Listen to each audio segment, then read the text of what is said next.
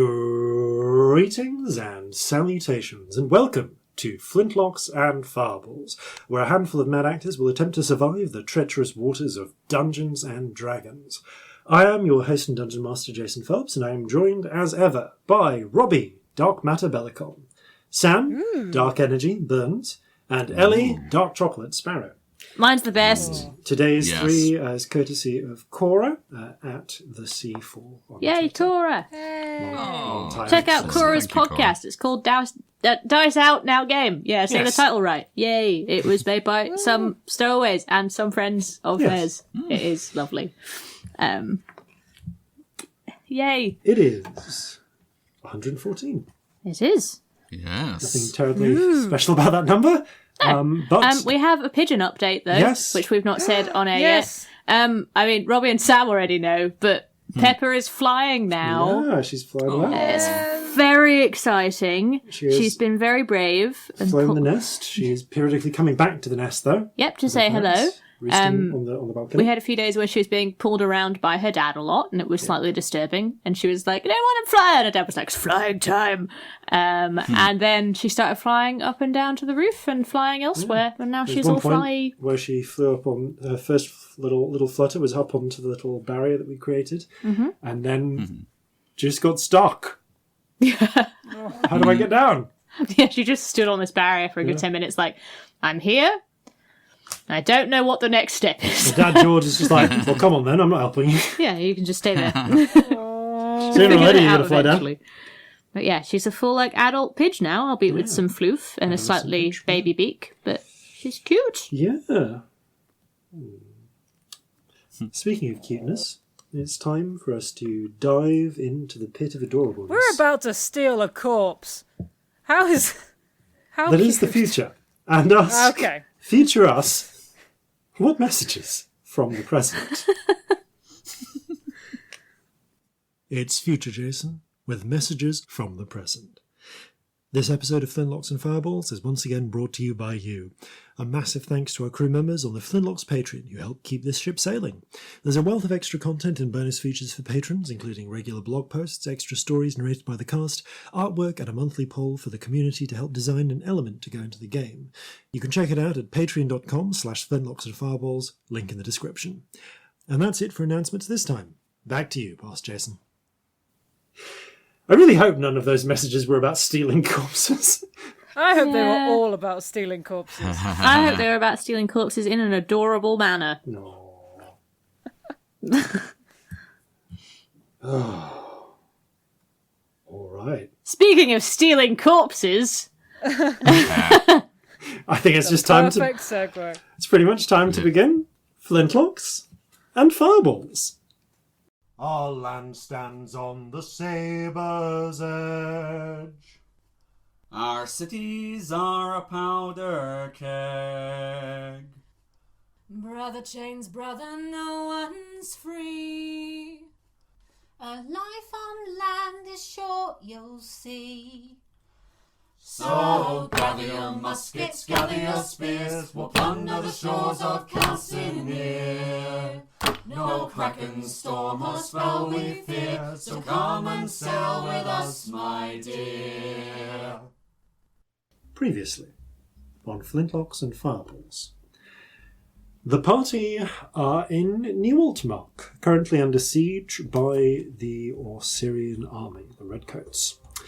In order to assist the independence movement, well, they're saying it's an independence movement. It's at this point, it's largely we don't want to get trumped by the army putting down our protest revolts, but it's morphing into an independence movement thanks to the influence of the Bell founders who've been agitating for colonial independence for some time now. The party have decided to help out by aiding them in acquiring allies, ammunition, and ships. Last time they spent a lot of sendings communicating with people, trying to gather support, and tracked down the elusive head of the Sunset Girls. Frankly, through luck. Just straight up luck happening to get that when they did. I'm seriously luck. I rolled the odds of your scrying being relevant. Oh, wow. And it was like a 19. Oh, so it was Wow, actually. okay. Yeah, you were actually Yeah. just lucky that you hit a point where you could then track them. Fair. Yeah. Like you could have scried them going to the outhouse. Or having sex. That's your favourite. That's only if you get a 1, and it's your brother, God. This is the worst. which is what happened. Yeah. So Indeed.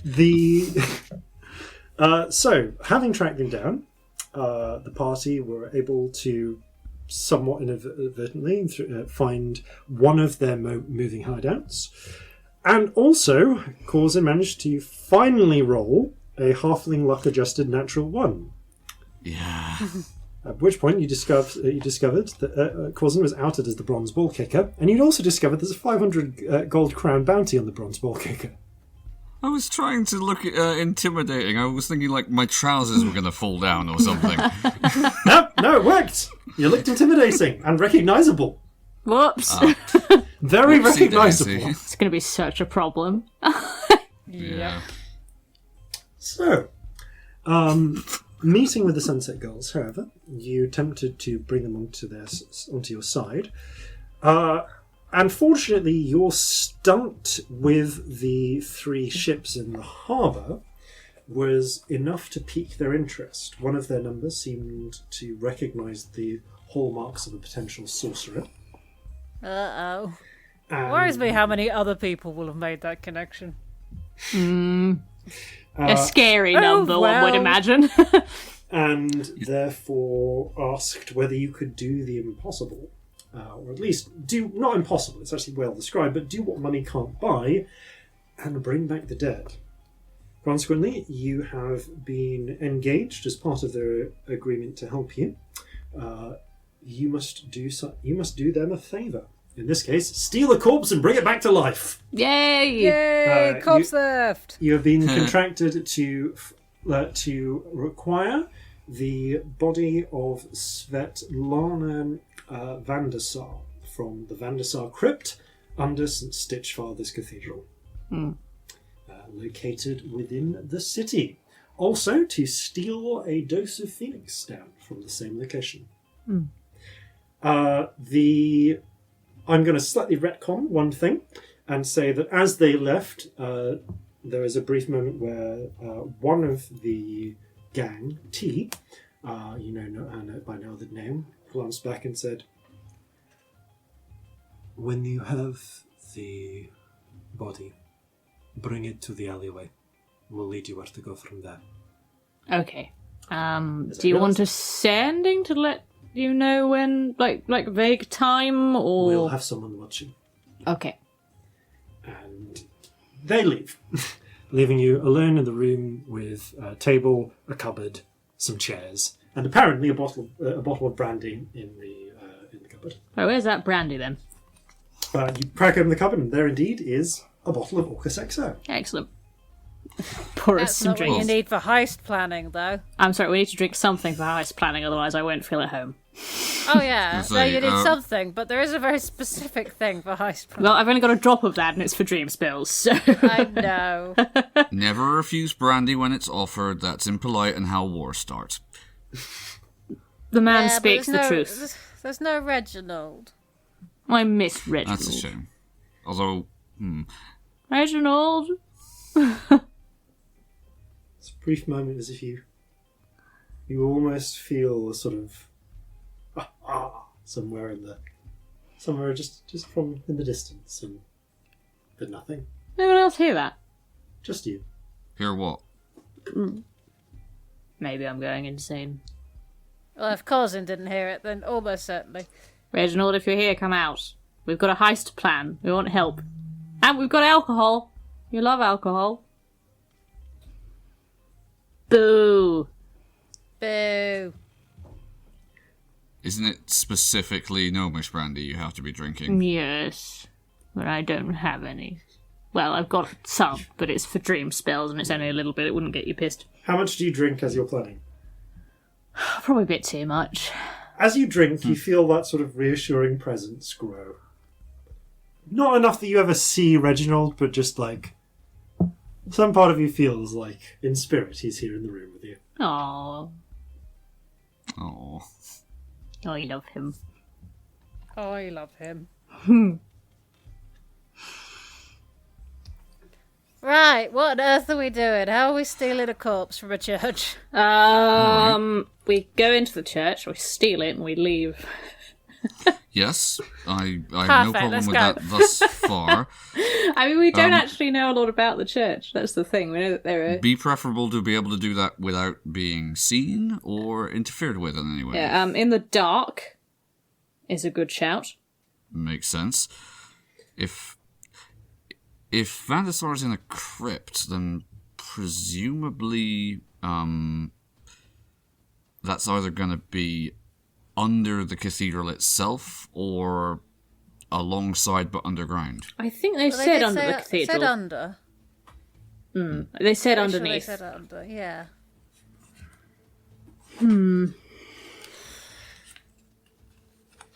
So, Could We need we to find out possibly what we- disguise ourselves and get in? I mean, there's not anyone in there. It's abandoned. So Oh. disguises. There's not really a point, is there? No, true, I suppose. They said it was abandoned, but it had defences. yeah. Right. Oh. Other than just going in and hoping for the best, I don't really have a good plan. How's I think we should, everybody else feeling? We should scope this place out at the very least. Yes. before Yeah, a little we, bit of scoping won't go amiss. I mean, yeah. Also, do we know anything about St. Stitchfather? Because that might tell us something about what the defences might be. true. Ooh. Roll a religion check just in case you know anything already. Can I? Yeah. No, that's a 4. Dirty 20, actually. Dirty 20. You've picked up a little listening around town while you've been in town. Mm-hmm. You remember there is a church. So the church to St. Stitchfathers is kind of smack between Five Friars and Bow, actually. Mm-hmm. And it is the oldest church or the site at least, is the oldest church in Newmark. Okay. It was originally a small, you get the feeling that the cathedral wasn't that it currently is probably built up, but yeah, it's a church of the Regent, specifically, and St. Stitchfather, as far as you can tell, is kind of patron saint of Newmark and also tailors and textile workers, which is appropriate given that the church is right next to the garment district. There'll be fabric monsters.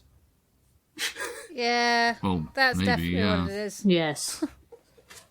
But if it's abandoned, then maybe we might be able to get Marjorie in there to To have a look. to have a look at the place before we have to enter ourselves. Yeah? That's not a bad idea, actually. It's only recently abandoned, isn't it? Yeah. Within Right. the last day. And it's been abandoned by its priest. That doesn't mean that people who are religious aren't still visiting. Probably not in the middle of the night, though, one would imagine. No. But if we went in the day, I don't think people would think that was weird. No, They might not not, specifically. actually. If we were like, oh, I love the Regent, I'm religious, hello. I think maybe Something we need like to be a that. little more convincing. I'm really good at acting. Shut your face. Well, if we're going in there to, I don't know, light a candle for a loved one or something. Yeah. We could have a look. See if that would Yeah. look normal, at least, you know? Yeah. And if not, we send in Marjorie. Yeah. Okay. There is other things we should be doing and getting moving on. Like, we promised to talk to some of the revolutionary folks about the housing We thing for the did. other gang. We could do that tonight, because that's not dangerous. So I'm thinking Yeah. about lack of spells. I really don't have a lot left. It is No, currently but, yeah. around 3 in the afternoon.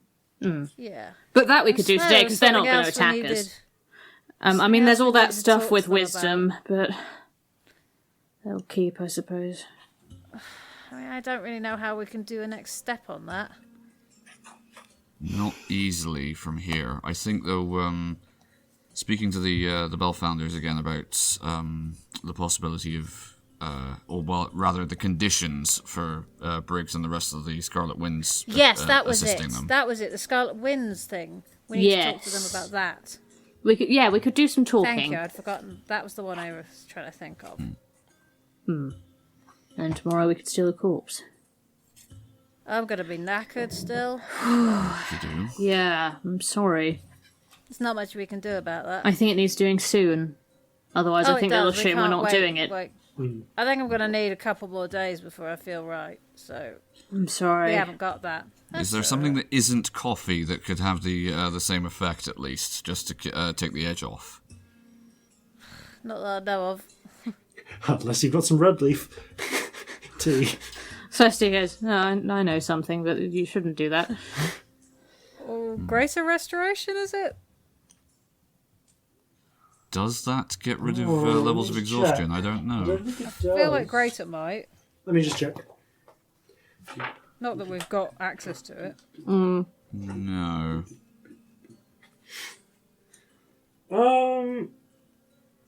It doesn't. No. Oh no, it does. You can reduce the exhaustion level by 1.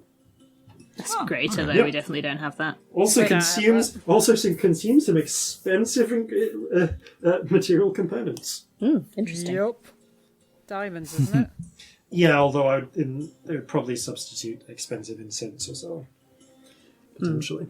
Yeah, it's not usually diamonds in Fancy, Calcinea, is it? super fancy incense. Oh yeah.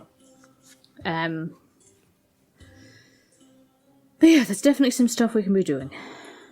Yeah. Yeah. And I think we've got to deal with the problem at hand and then worry about stealing those notes for wisdom or whatever.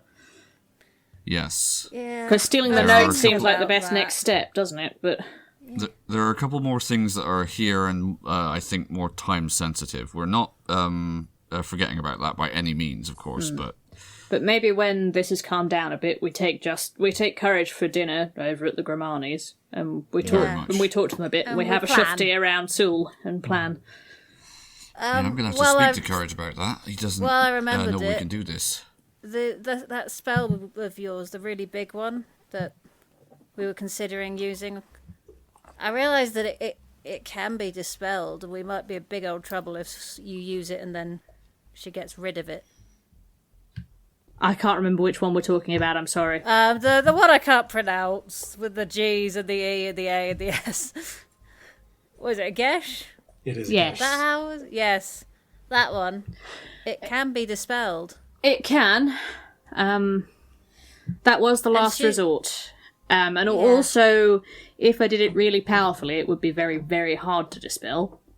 But she's a powerful wizard, She is. and she can try every day. Yeah, she'd definitely be able to get rid of it. No, you have a Wouldn't point take there. long. I just feel like that might get her. Anyway, Complex. that's a thing for later. It's just I thought of it, so I thought I should say it. in No, case you I have a forget No, point. by that the is a time good we get thought. round That is to a it. good thought. You have a very, very strong point. I mean, we were hoping not to use that anyway, so Yes. maybe that's yes, not very bad, much so. actually. There are hopefully other things we can play on, though. Yes. If her conscience is not one, then Her something fears, else. maybe? Nightmares. Yeah. Indeed. But we'll worry about that later. Yeah. Another time.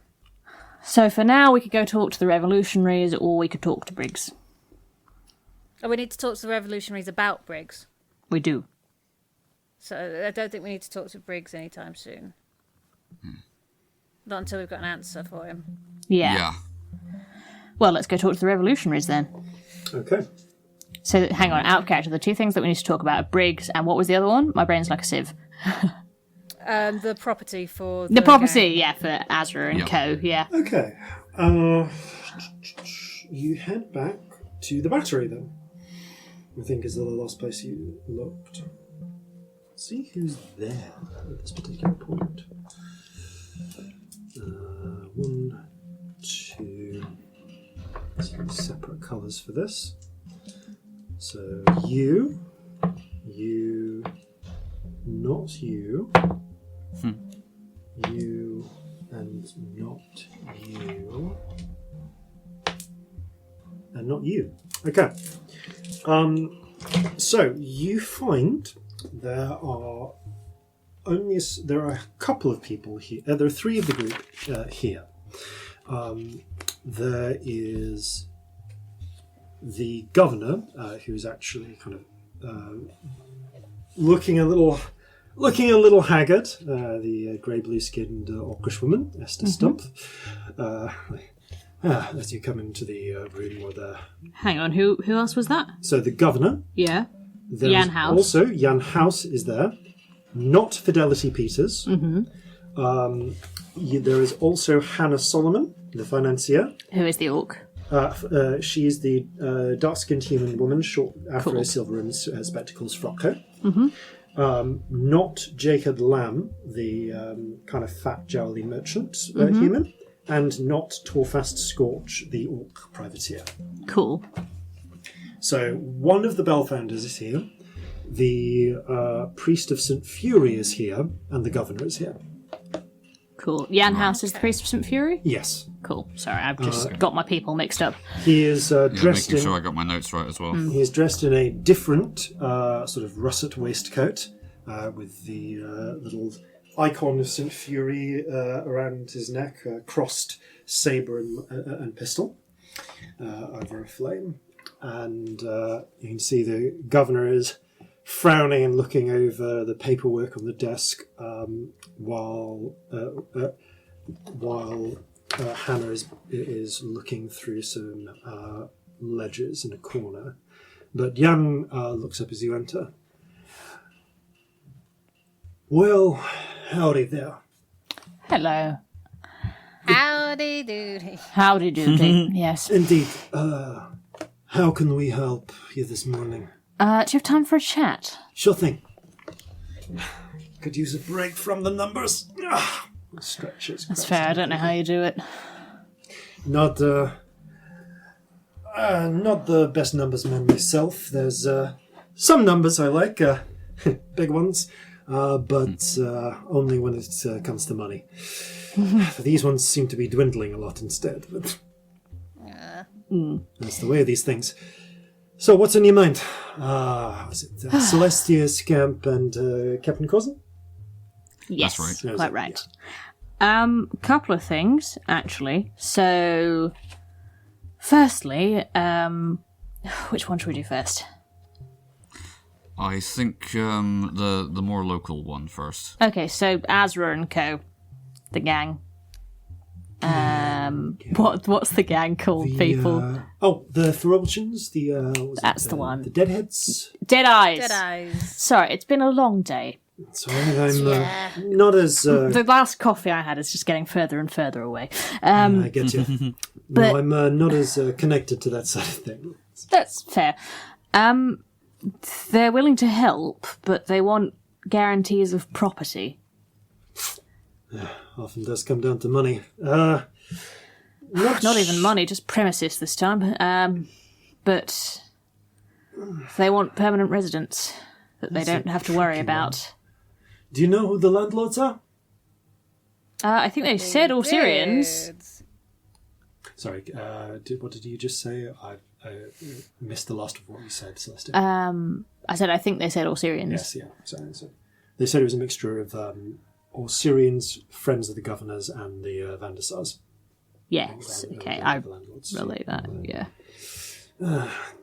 To a degree, then, I'd say you want to be speaking to the governor about this, but It's not. I'm confused who I'm speaking to. I thought this was the governor. No, you're speaking to the priest of St. Fury. The governor, he points, is in the corner. She is at the table. She's frowning. And I thought they were just together.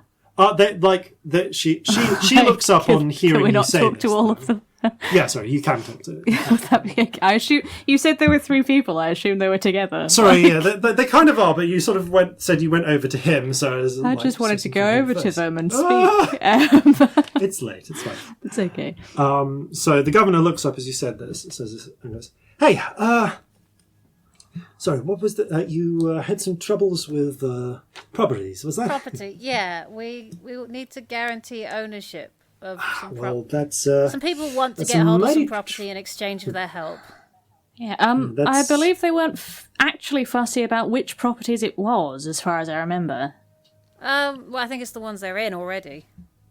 They're renting, aren't they? Yes. Did they say preferably the ones they were in, but they were willing to be elsewhere if need be? Because I feel like they did, or am I going mad? That's out of character. They did, yeah. I thought the idea was they wanted the homes that they've been living in. They strongly would prefer the homes they're living in, and they would like the idea of extra room to expand into, but they're very keen on getting very tied to those ones. Okay, very cool. tied to the places. That's they're in. me misremembering then. Yeah, no. They're what they basically want is too. not to be paying penurious rents. Yeah, To slumlords. fair. And this is not. Yeah. Yeah. Yeah. Yeah. So Esther nods. That's a tricky business. I mean, private property is kind of the foundation of of our society, and it's not like I can just go in and take that from the people who own who own that land.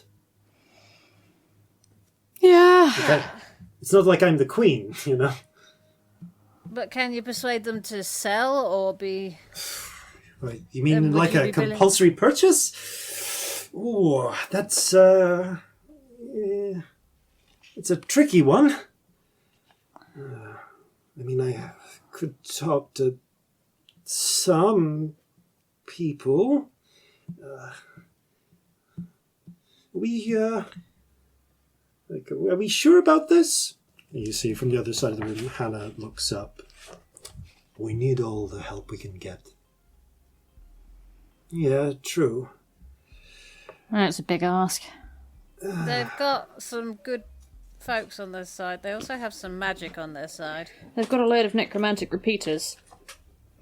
The financier We know because we got them for them. narrows her eyes.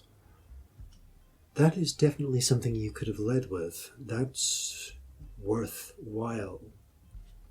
Yeah, but Esther looks at it. Yeah, it's pretty good. It's also going to be a pretty hard sell. That's that whole district. That means a lot of money there, and I doubt people are going to be too happy. I mean, maybe there's a couple of people who maybe we could lean on, but the big problem there is, frankly,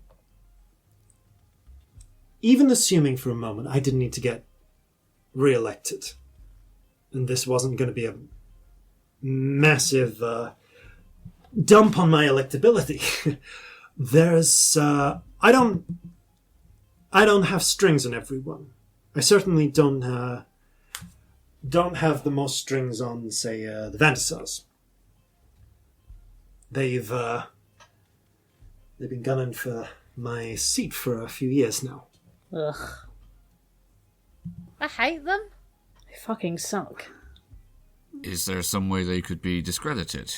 I know they're a powerful family, but I mean, we everyone might is be dark. about to have a string on them a little bit. They've brushed scandals under the rug before.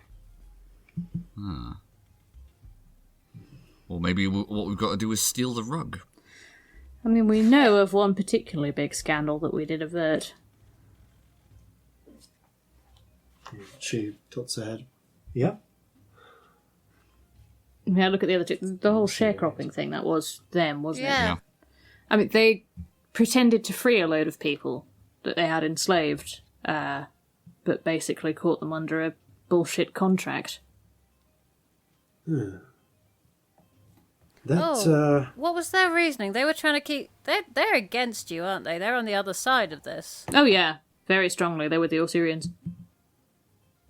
There's a pause while I think about that. Kind of sounds weird that the Vantassars would free their slaves.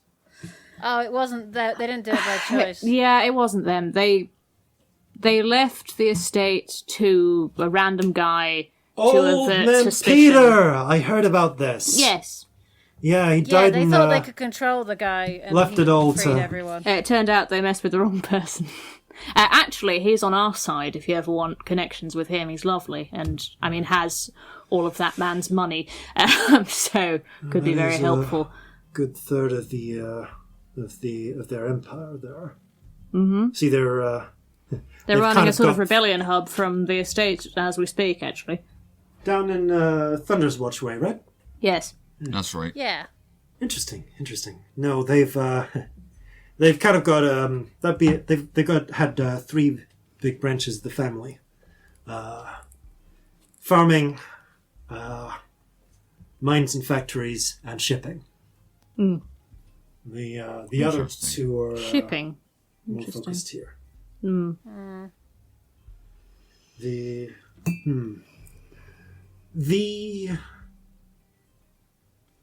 She looks a little awkward.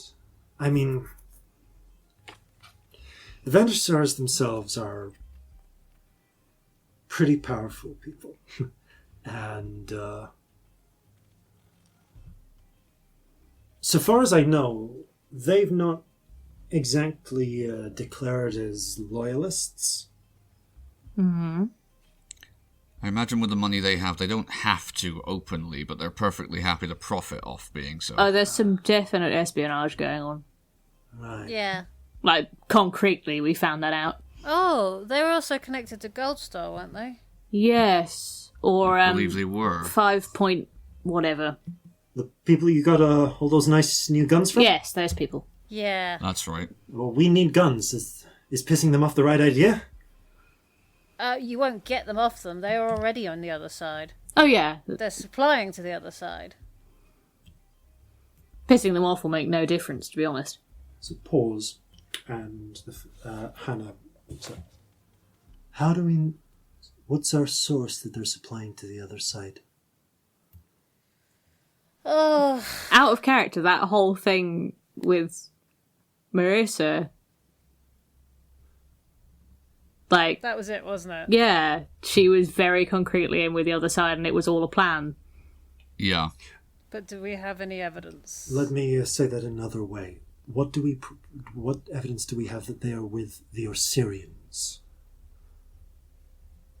I mean, other than our word, nothing. If you want like proof. No, I just We're lacking it. I just wonder why there were all those. Why were all those guns in this city? Surely they could have sent them to the fort. You've got a point. I think they were You do being have a point. stockpiled. I don't know what for, but... Do you know much about the Institute? Can't say I've heard of it. Where? No. There's an institute in Thrine, I think.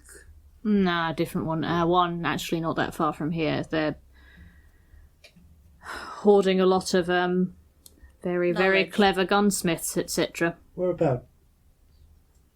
I mean, we can point you to it on a map. She gets out a map. And point it where. Beer barrel. Oh, beer barrel. Bear barrel. I have noticed. No, there is actually an arms manufactory there. Yeah, they'll have better stuff Yeah, than anyone else will. They're the ones that have made these guns. Yeah, we were able to secure these weapons from a warehouse, essentially. I've got to ask, have you got a past with these people? Yeah. Yes. Yeah. They stole a friend of ours. The people who are working for them don't go entirely willingly. And they're not free to leave. They do a sort of come with us right now or wipe your memory sort of thing. It's a carrot and stick kind of situation. They try and make it civilized. It's creepy. That's tricky. But they have these guns and they have the ability to produce them.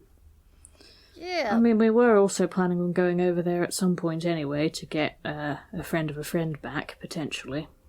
And mess up whatever it is they're planning over there. Yes.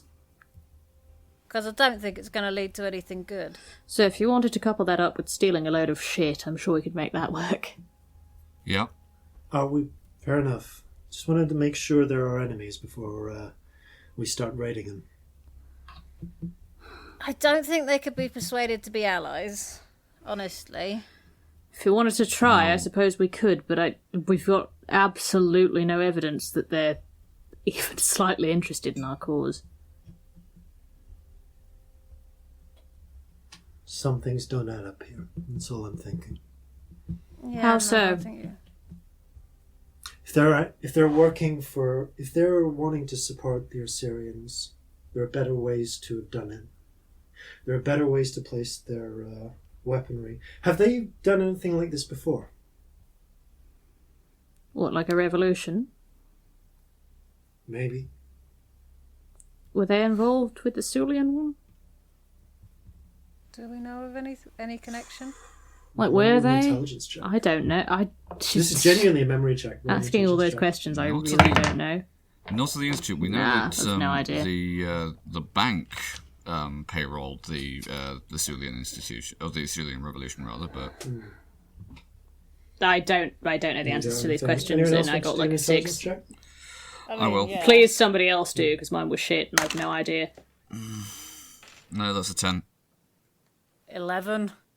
But what about... We know there was a hag involved. Is she involved in this one at all? Is she connected? Surely she's involved in something. She's involved in 11 everything. Might be enough. Scamp, you do remember way back when you were smuggling for the academy for the university in Alisant. You got to a warehouse where there were a number of crates marked with these stars, Yeah. and you picked up a lot of weaponry for them there. We did, but I thought we nicked them. They were actually there to be picked up. They were a delivery. Oh, okay. Oh. And that was for the revolution. I mean, I guess. Do you say this, or...? We collected a whole bunch, didn't we, on a sort of smuggling job. We did, actually. That's true. That Maybe... was for the revolution. It was for the Sulian Revolution. We love a revolution. Well, it's nice to know that we've got people with experience. Yeah, you could say that. Yeah. No, you do have a point, though. Why would you not just send them straight to the fort? And why is the sculptor in with them? Profit of some kind would be my guess. Yeah. I messaged to both of you in turn, because I don't want to say this out loud. Also, why were we on their metal ships in the future vision if we weren't on the same side? Unless we stole them. Can I reply? It's message stone, so the, yeah. Yeah. Oh, okay, yeah. It's of the course. little hat ones. Yeah. I was it. Theft seems more likely at this point. They would be powerful things if we could bring them to bear against whoever. We weren't fully in control of it, were we, in your thing? Am I misremembering that? You wasn't clear. Don't know. You had I like a messaged- few fractions of you had a few seconds of vision before it all went to put. Don't know, we were just on the ship and we all died. Ugh. You literally got the seconds when the Yeah. It was breaking apart, that was the whole point. when the sanctum effect shattered. And I mean, it was breaking in half. It was really hard to tell who was in charge. Alright, well, that's something to think about, but I don't know that we have any definite answers there. Young House looks up. Everything all right? You've gone silent. Just Sorry. thinking. Just mulling. There's a lot to consider here. I'll say there is. It's complex. Maybe we should ask the sculptor. He might Can't know hurt. something. Yeah. Best idea. Hey. Speaking of supplies, Hannah, have you had any luck with some of your contacts? A little. I got word back from someone else, someone I've written to a few times. She might be able to try and get at least some supplies and weapons to us. She's currently busy with supplying things over in Thunder's Watch, but Name's not Lear, is it? no, high elf lady by the name of Lady Grace. Oh! Oh. She's great. Definitely worth being in contact with her. No, we've spoken a few times in the past. No, we met her once. Interesting woman. She's actually has a few interests here in town. We were anticipating a visit, but Great. She could be very helpful. didn't actually come by before this all broke up a bit. I understand she was going overland. From what little we know, the Orsirians are gunning for her as well. We've also got the matter of the Scarlet Winds. That's the other thing we need to talk to you about. Yes. I've heard of them. The pirates, right? Yes. Yeah, sort of. Sort of. That's an old story. I remember. This is, the orc says. Sorry, the orc priest says. I remember my ma telling me stories about them when I was a kid. Well, they're still going. Hello. Looking at one of them. But there are quite a few more who are, well, frankly, need ships. We do. What can you offer them? I mean, we're stretched on money, but what we can manage, we will. Well, they're not so much interested in money. No. It's a little more complicated. All right, what do they want? Are you aware of what they tend to do? From what I understand, they live well, they steal things, and they free slaves. Yeah, it's the last Basically. one that's the big one. All right. You're building a new country, basically, a new order. A new justice system.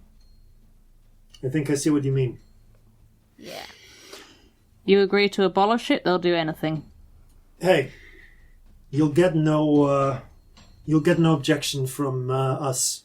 The Church of Fury's always been against that sort of thing.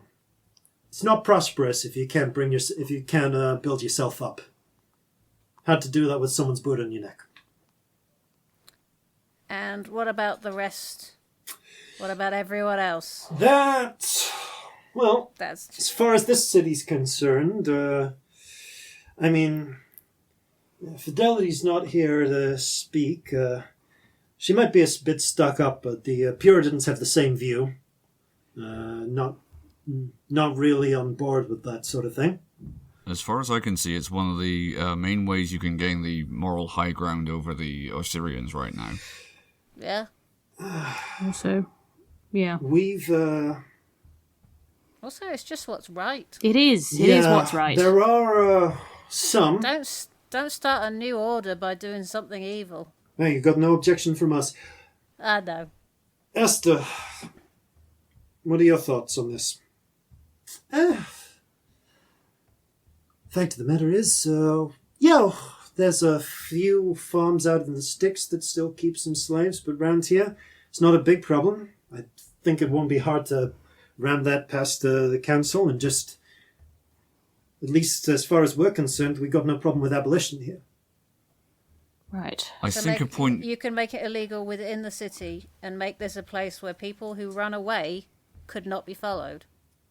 I mean, I don't really see a problem with that, as far as I'm concerned. That's a big start. If it'll help us survive long enough, certainly. I think a point you can and should make is that if you're not serious about abolishing this, then, in a sense, the only thing that is going to distinguish you from the people who, in theory, currently still run this city in this part of the world is the specifics of who they are. If you're not serious about abolishing it, then what's the fucking point of the revolution, to be honest? Why are you doing this? I mean, Hannah, do you want to field that? Could be argued that Autonomy. the only problem that some people see about the current situation is that they're not running it. Autonomy and self-determination are a big part of it.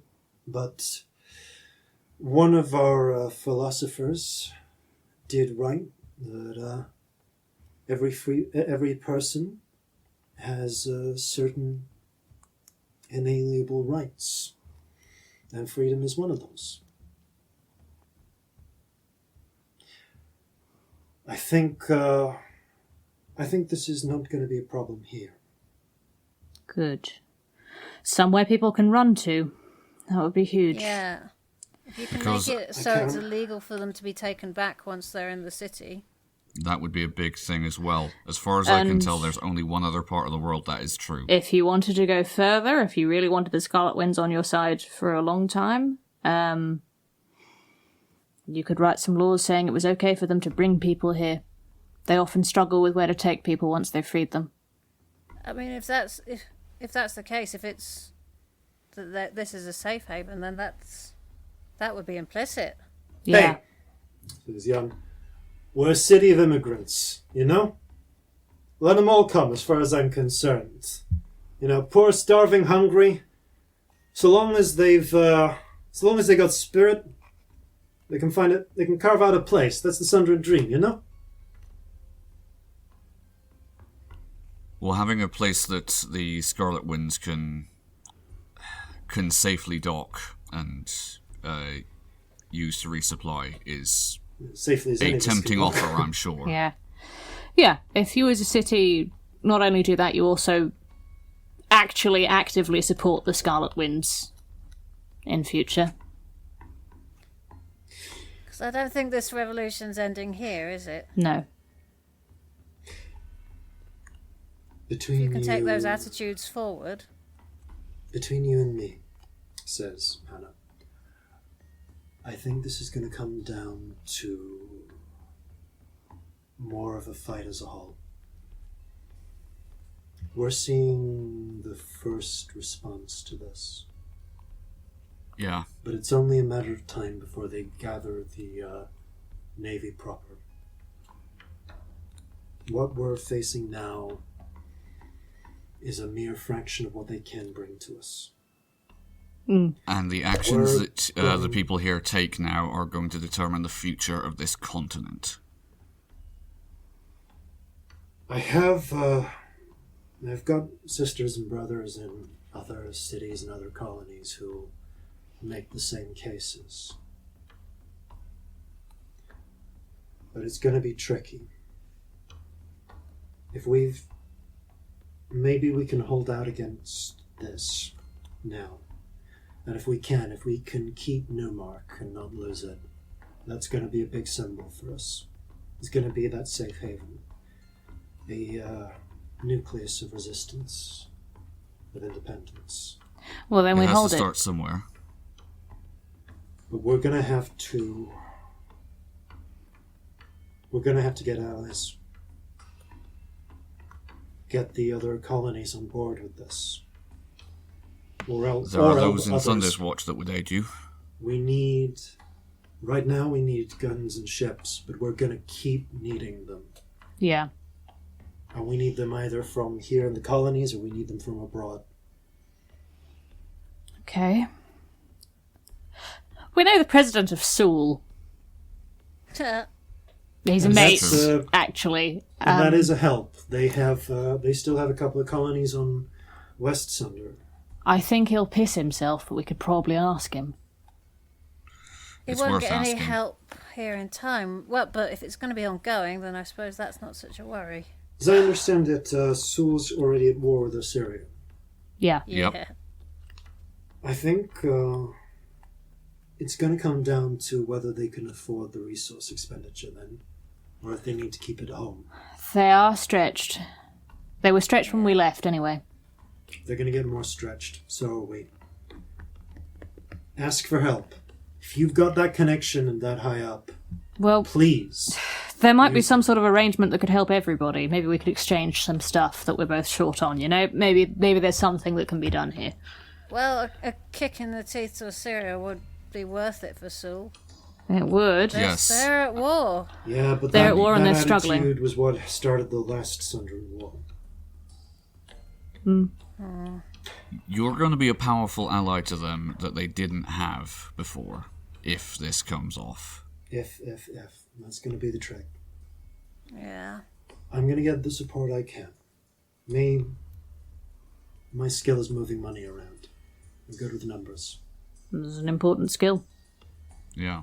And Yeah. I can write to people and gain support there.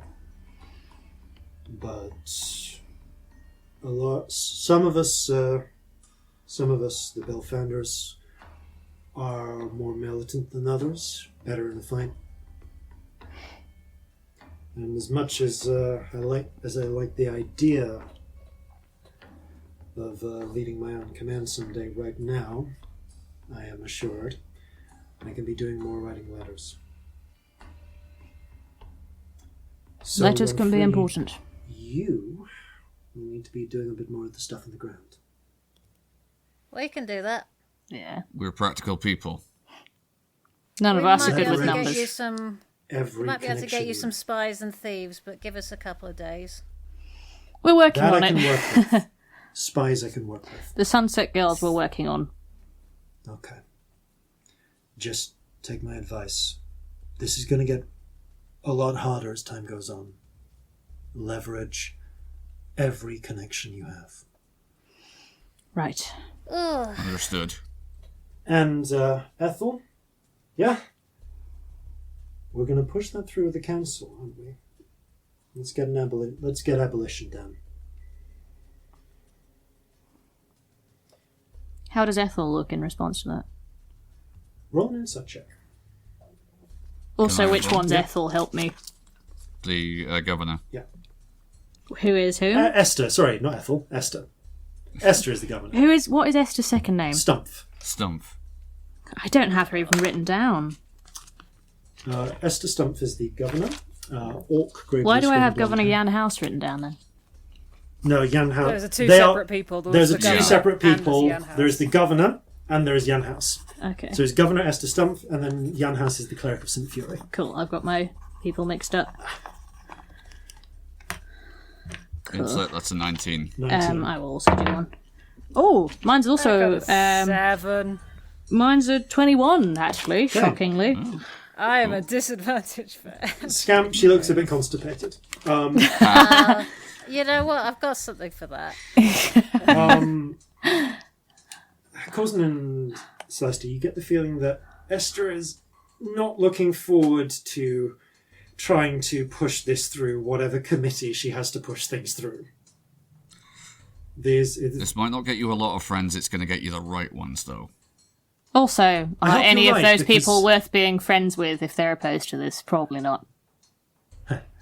Listen, I don't know how much experience you have with democracies, but where I'm from, Yeah. pleasing large numbers of people matters. And I've got to think about that if I want to stay in my seat. Of course, you make a good point. I want to stay in my seat past the end of this week. Maybe I should be thinking about this. There's Yeah. going to be a lot more people who are willing to vote for you if they have the freedom with which to do so. Yeah. Yeah, maybe that's a way we can spin this. What was that you said? A lot of people have relatives who've been taken, darling. Right. What was that you said, Han, about poor and hungry people? Maybe we can spin that into something. Yeah, that could be a good slogan. Okay, we can work with this. Fuck, I hate democracy.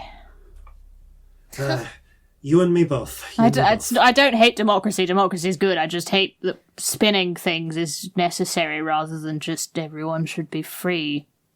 It's the best system we've got, and it still doesn't work properly. I know. It's a mess. But,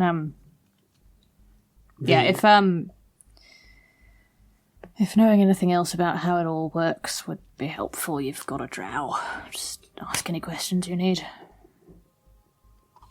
I don't look at anyone. We've got enough of our own people who do that. We understand how it works. Thought so, but just in case, I thought it was worth offering. Okay, guess I'm calling an emergency council meeting tonight then. Have fun. Wish me luck. Good luck. Hopefully, All the luck for you. we'll In the meantime, we'll try and have, get you the allies we can. have an emergency decree in the morning for you. It's going to tread We me should on try some and work out toes, if we've but- got any more allies we can call on. Yeah. Yeah, we should. The last thing Hannah says before they return to work is, if you get the opportunity, look into that institute you said. Yeah. Will do. They might be our enemies, but I'd rather know for sure. Also, we do have some good friends in Thunder's Watch on the Vandasar estate that we could probably put in connection with you. They're trying to drum up people as well. I'm sure you could help each other out. Understood. I'll Likewise, they are abolitionists. Oh yeah, that's their whole thing. But they're also completely on the side of the revolution. Okay. We'll work with that as well. Best of luck to you. You too. We'll be back soon. And you head on out. Where do you want to go next? What time is it? Oh, it's about 5 PM. Should we have a quick wander over, have a look at this here church, and then maybe have a nap? Yeah, let's do I that. think that's a good idea, yeah. Okay. You head over to the Church of St. Stitchfather. It is, as I mentioned, about smack between the middle of Bow and Five Friars. Oh, Corzin, could you take off your hat and put it in a bag? Yeah, and maybe put this cloak on. It's too big for him, but I give him a cloak. Roll a disguise All right. check. I won't be able to talk to you if we get separated, though. Is disguise still a skill? I can't remember. I've had a... There is a disguise kit, and I think I own one. Go, roll a disguise I guess kit Scamp check. roll it, Yes. maybe, yeah. No. Oh, no, yeah. literally anyone else roll it. What's the check? I don't know what it is. It's charisma. I'll do Corzin. it. Actually, no, I think it has to be the It's person gotta be wearing Corzin, it. okay. Corzin, roll a All right, charisma okay. check. Charisma, okay. I straighten your cloak with a cloak. flash of rainbow. Have inspiration. I will use the inspiration. Okay, that's still not very good. Oh, mate. It's a 7. Okay, Corzin will put that on and say, right, I am a teenage dwarf. You can be a halfling, just don't be the ball kicker. Right, I'm going to end up tripping over this. Can I bend fate to help? You are seeing it happen, so sure. Can you do anything with a 7? Have another one. Oh, 8! God. Okay. We all really tried here, and this went very badly. It's the cloak trails after you. It's debatable whether you're attracting less or more attention. But put it on you do. You head out of the battery and make your way onto Broadway, going down past Portland, along through Five Friars until you hit the Garment District. Yeah, like, tuck it in your waistband or something, at least. Right. And yeah, you do attract, as ever, you attract some attention, because you always do. It's like you're like the circus came to town as a group. Yeah. Oh, This is not a stealth party. No, it's not. No. But making your way down to the Garment District and along, you do reach the Cathedral of St. Stitchfathers. It is built in a colonial style. So lots of red brick, and lots of red brick, lots of, but actually kind of almost slightly archaic stained glass windows. You do along the way actually pass, coming out of Portland, the newer looking church of St. Fury, which is again built in that very modern sort of style, lots of clean lines, very nice, well done stained glass, big image of big crest of St. Fury at the top, and quite busy. In fact, as you also reach past the Purity Mission at one point, again quite busy, but the Church of St. Stitchfather is closed. There are a pair of chains across the front of the door. And there is an awkward-looking minister in black cassock outside, just telling sort of. Occasionally, people go up and seems to be saying something to them, sending them away. But yes, it's a very traditional sort of cathedral, colonial cathedral. No attached kirkyard. There's not the space for it. It's streets either side and behind. There's like a small amount of green around the back that's fenced in with iron fencing, but it looks like all of the burials are below. Are there like, if we walk round the back to the fence bit, can we see any like doors into like back doors? Yes, there is a rear entrance that's a large, heavy wooden door with a keyhole in it that seems to be the exit for the priest to get into the little quiet garden around the back. The garden is actually walled off with iron fencing above, but you can, with like sort of shouldering Corzin up to take a look, peer over the edge and see where that that back door is. It looks did all the windows survive the fighting?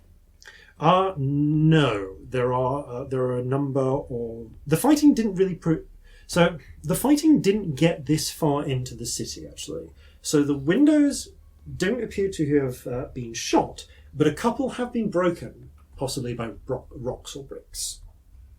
Some people there is one point where the wall at the back someone has painted in red on the Five Friars side, orc scum.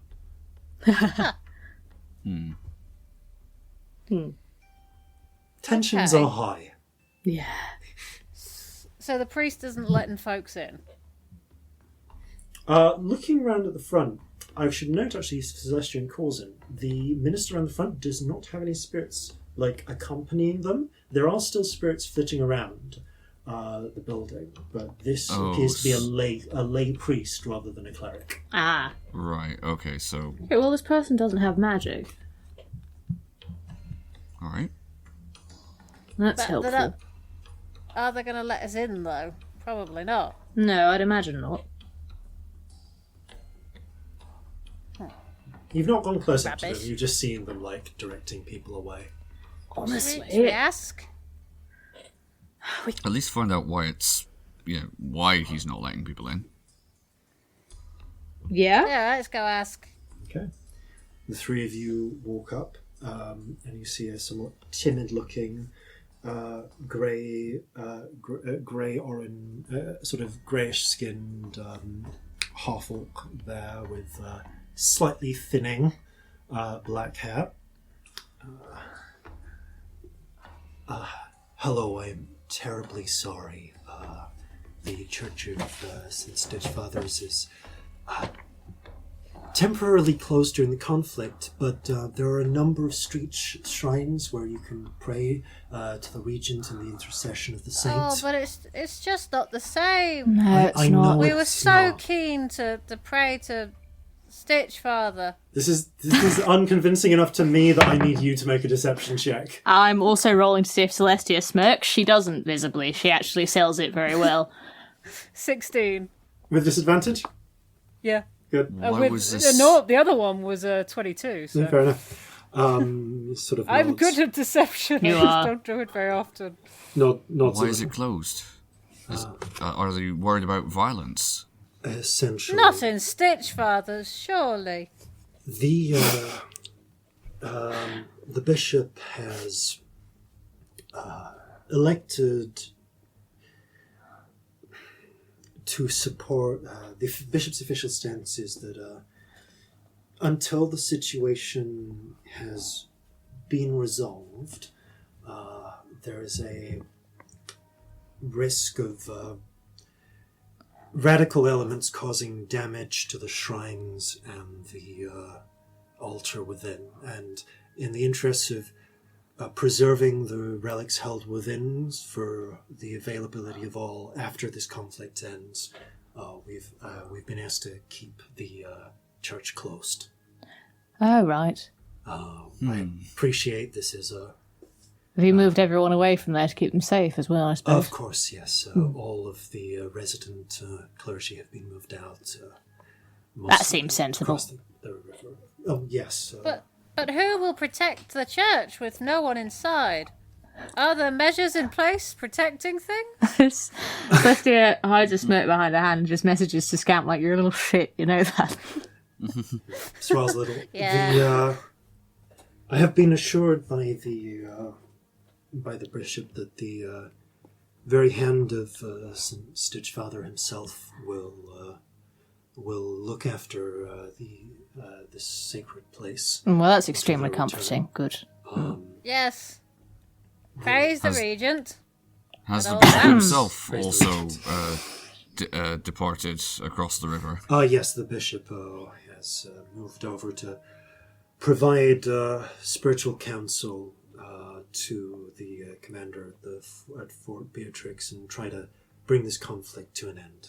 Well, that sounds good and necessary and all that stuff. Indeed, I pray to the regent that this whole mess can be averted with as little loss of life as possible. Probably quite bored standing here, aren't you? Oh, I see quite a lot of people. Obviously, we had to cancel morning services, and that's. How long have you been standing here for? What time is it? It's like 5 like now. 5 p.m.-ish? About 10 hours. Fuck, do you have somebody taking over from you soon? Yes. Surely you're not yes. here all night. No. The one of the sisters will be taking over in about an hour. Ah. And the sister will be here by herself all night? That sounds awful. Sounds miserable. Oh, well, no.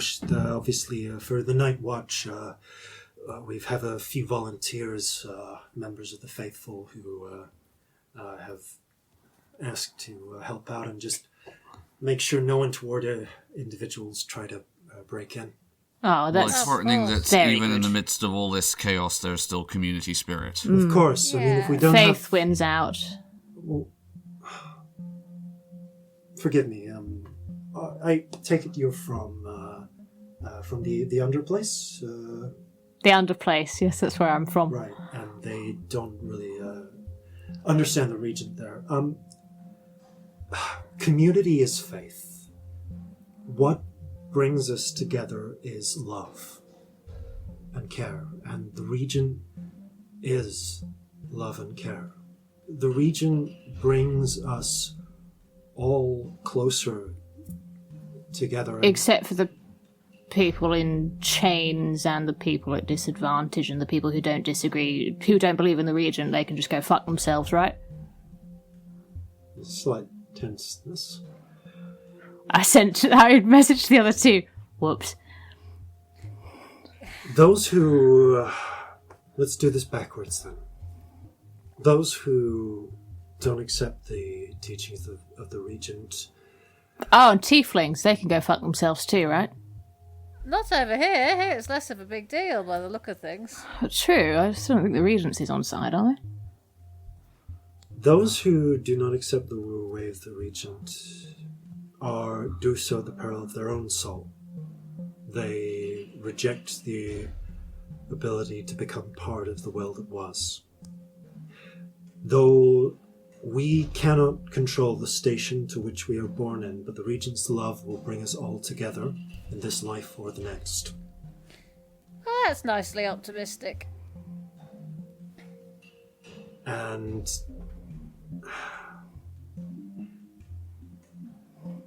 as it happens, I personally feel that the interpretation of scripture that permits the slavery that you see elsewhere in the colonies is a very selective interpretation. Okay. That's why I live here.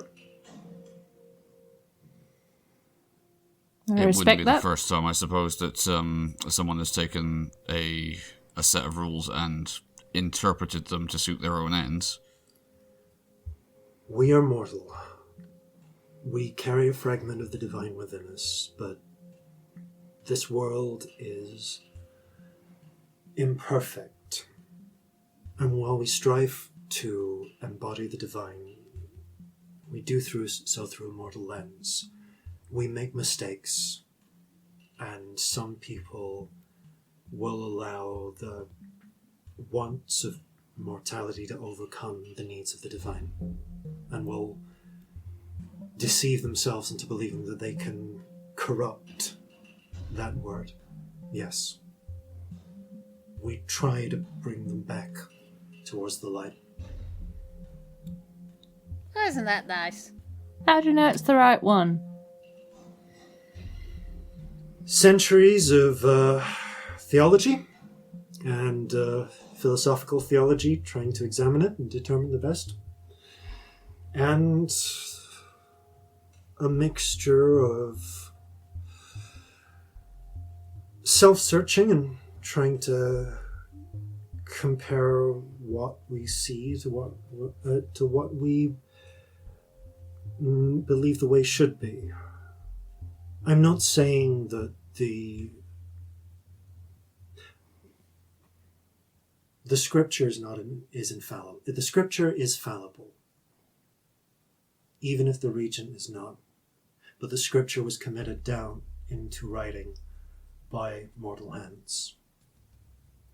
Sometimes it requires thought and interpretation to try and figure out what the right path is. I just kind of hate the suggestion that there's one right path. If you must The boil- way, the will. Rejects a lot. Listen, I get that you read a lot of the scripture, and there's a lot of details and things that can get in the way. But if you take one message from the regent, take this. Once we were all one. Then we split. The regent tries to bring us back together. The regency is about community. It is about love and support. And there are problems, and we falter along that path. But that is the goal.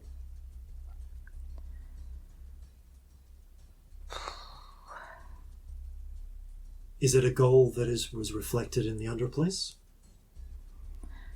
You know, it's funny, the underplace, there are a lot of religious institutions that were claiming very different things to what the Regency said, but with similar results. I think you just say it nicely. Where they didn't bother. But I really shouldn't be having this debate in the street. Did they run soup kitchens? Do they offer places for homeless people to sleep where you're from? Because we do. We try. I respect that. Good. Sorry for losing my temper. I did it first.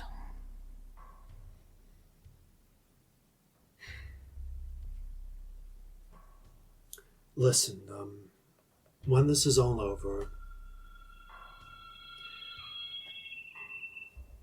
maybe, well, when the bishop is here, I'm sure he can explain it better than I can, but...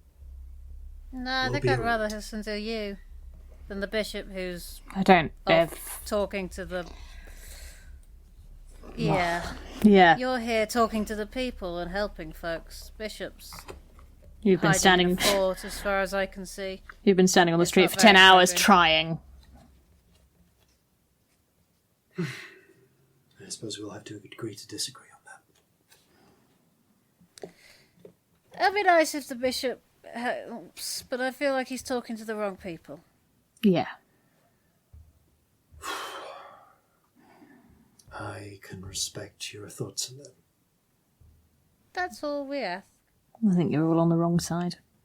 If you want to be helping people.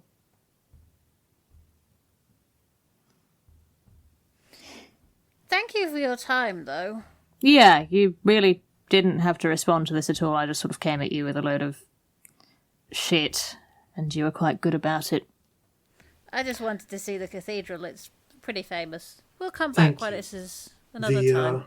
No, thank you. The voltage. If you come back when it is open, please.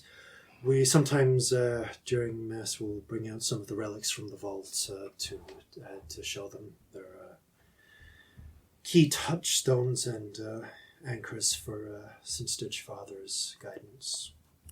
Really, though, if you're the sort of person that starts soup kitchens and actually wants to help people, How do you support your bishop hiding in a fort and letting a huge power from overseas take over people's lives? How are you on that side? I don't understand. Okay. Because your bishop is not your religion, right? Your bishop is one person. He is. And what I would say is a couple of things. First of all, the bishop also starts and runs the soup kitchens. And secondly, I believe that the bishop is doing his best now that the fight has started to stop it with as little loss of life as possible. But thirdly, faith is as much about people as it is about the divine. I assume you've never met the bishop. No, I haven't. The bishop has always been kind.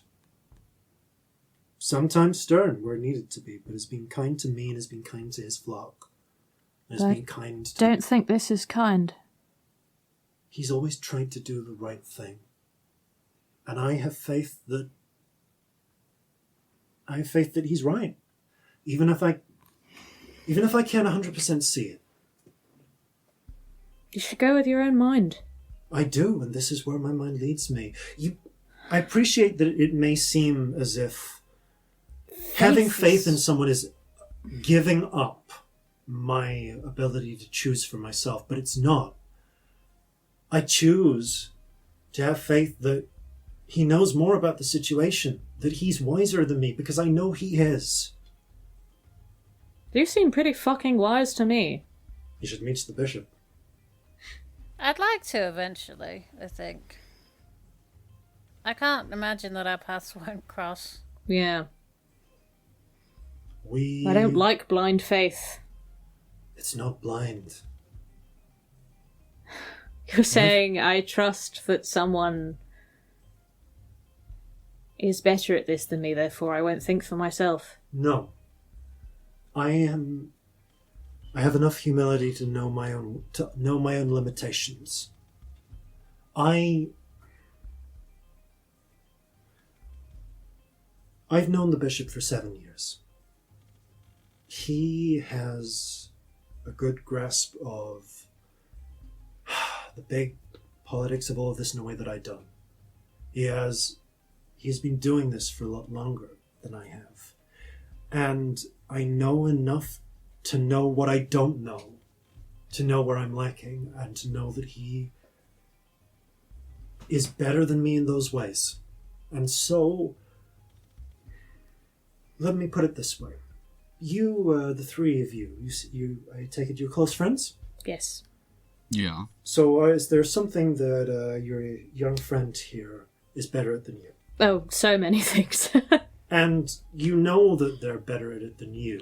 And if you needed to, you'd trust them to take care of it. Mm-hmm.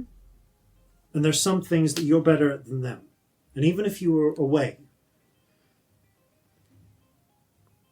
you trust them to take care of it, and they trust you. You have faith in your friend. Yes. We have faith in each other because of what we know. As Which do I. is what you have in the bishop.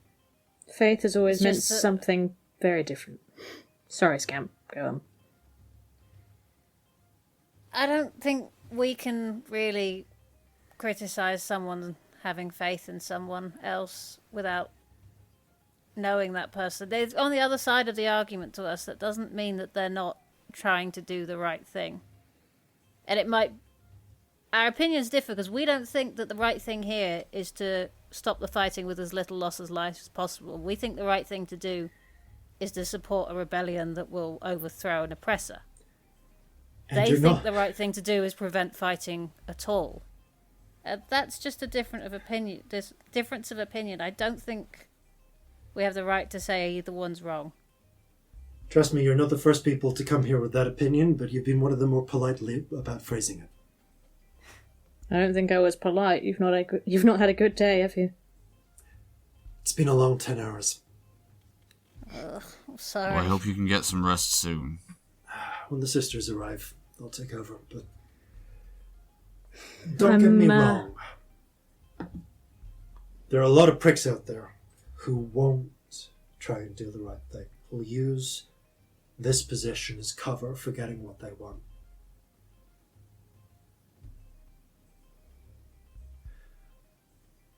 I hope they are in a minority. I truly do. So do I, but I don't trust that. I'm not sorry exactly. But faith is not a good word in the underplace.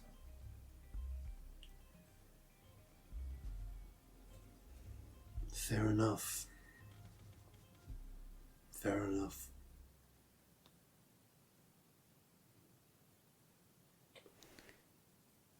People do some really, really scary things in the name of faith. That's true. So for me, it just never seems like a good enough reason. But that could be my own prejudice. I'm not saying we don't make mistakes. Like I said, there's some real pricks out there. I am sorry to have made your 10 hours longer. Well, it breaks up the monotony. I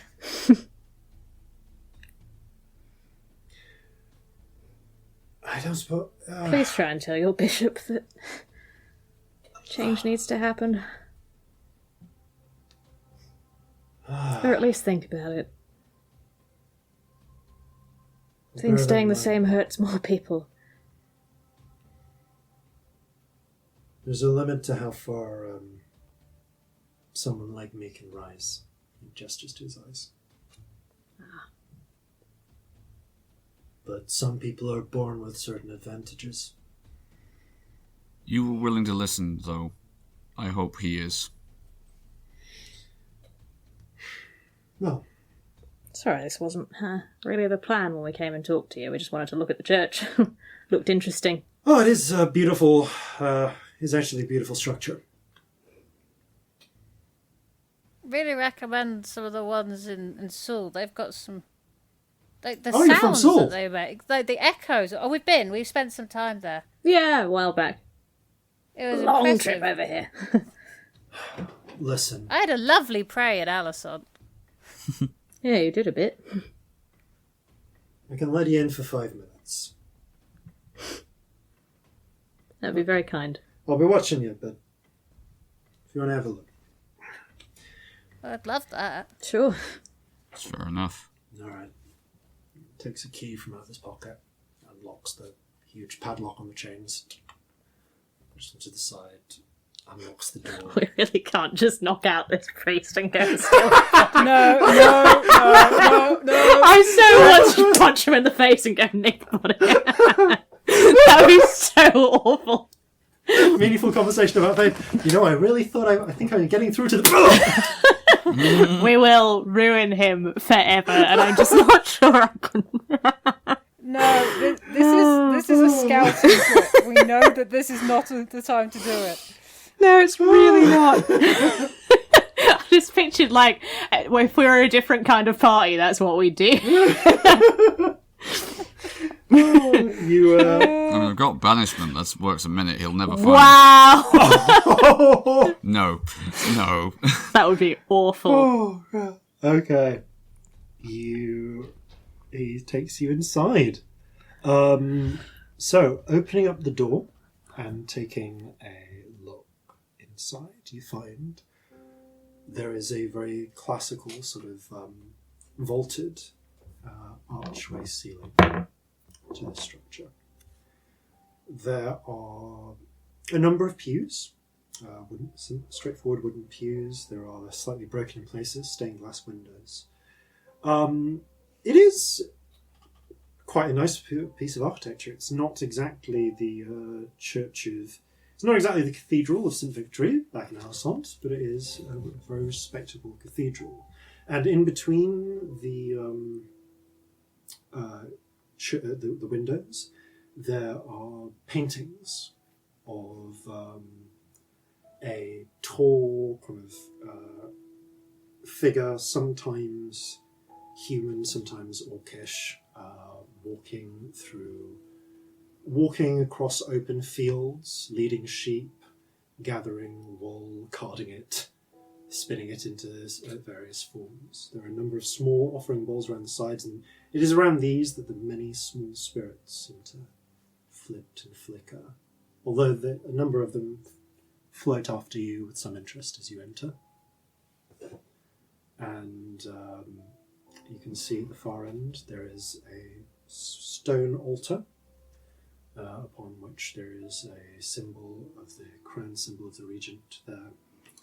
There's a set of the regent's scriptures, and on one side a cloth over the altar stone,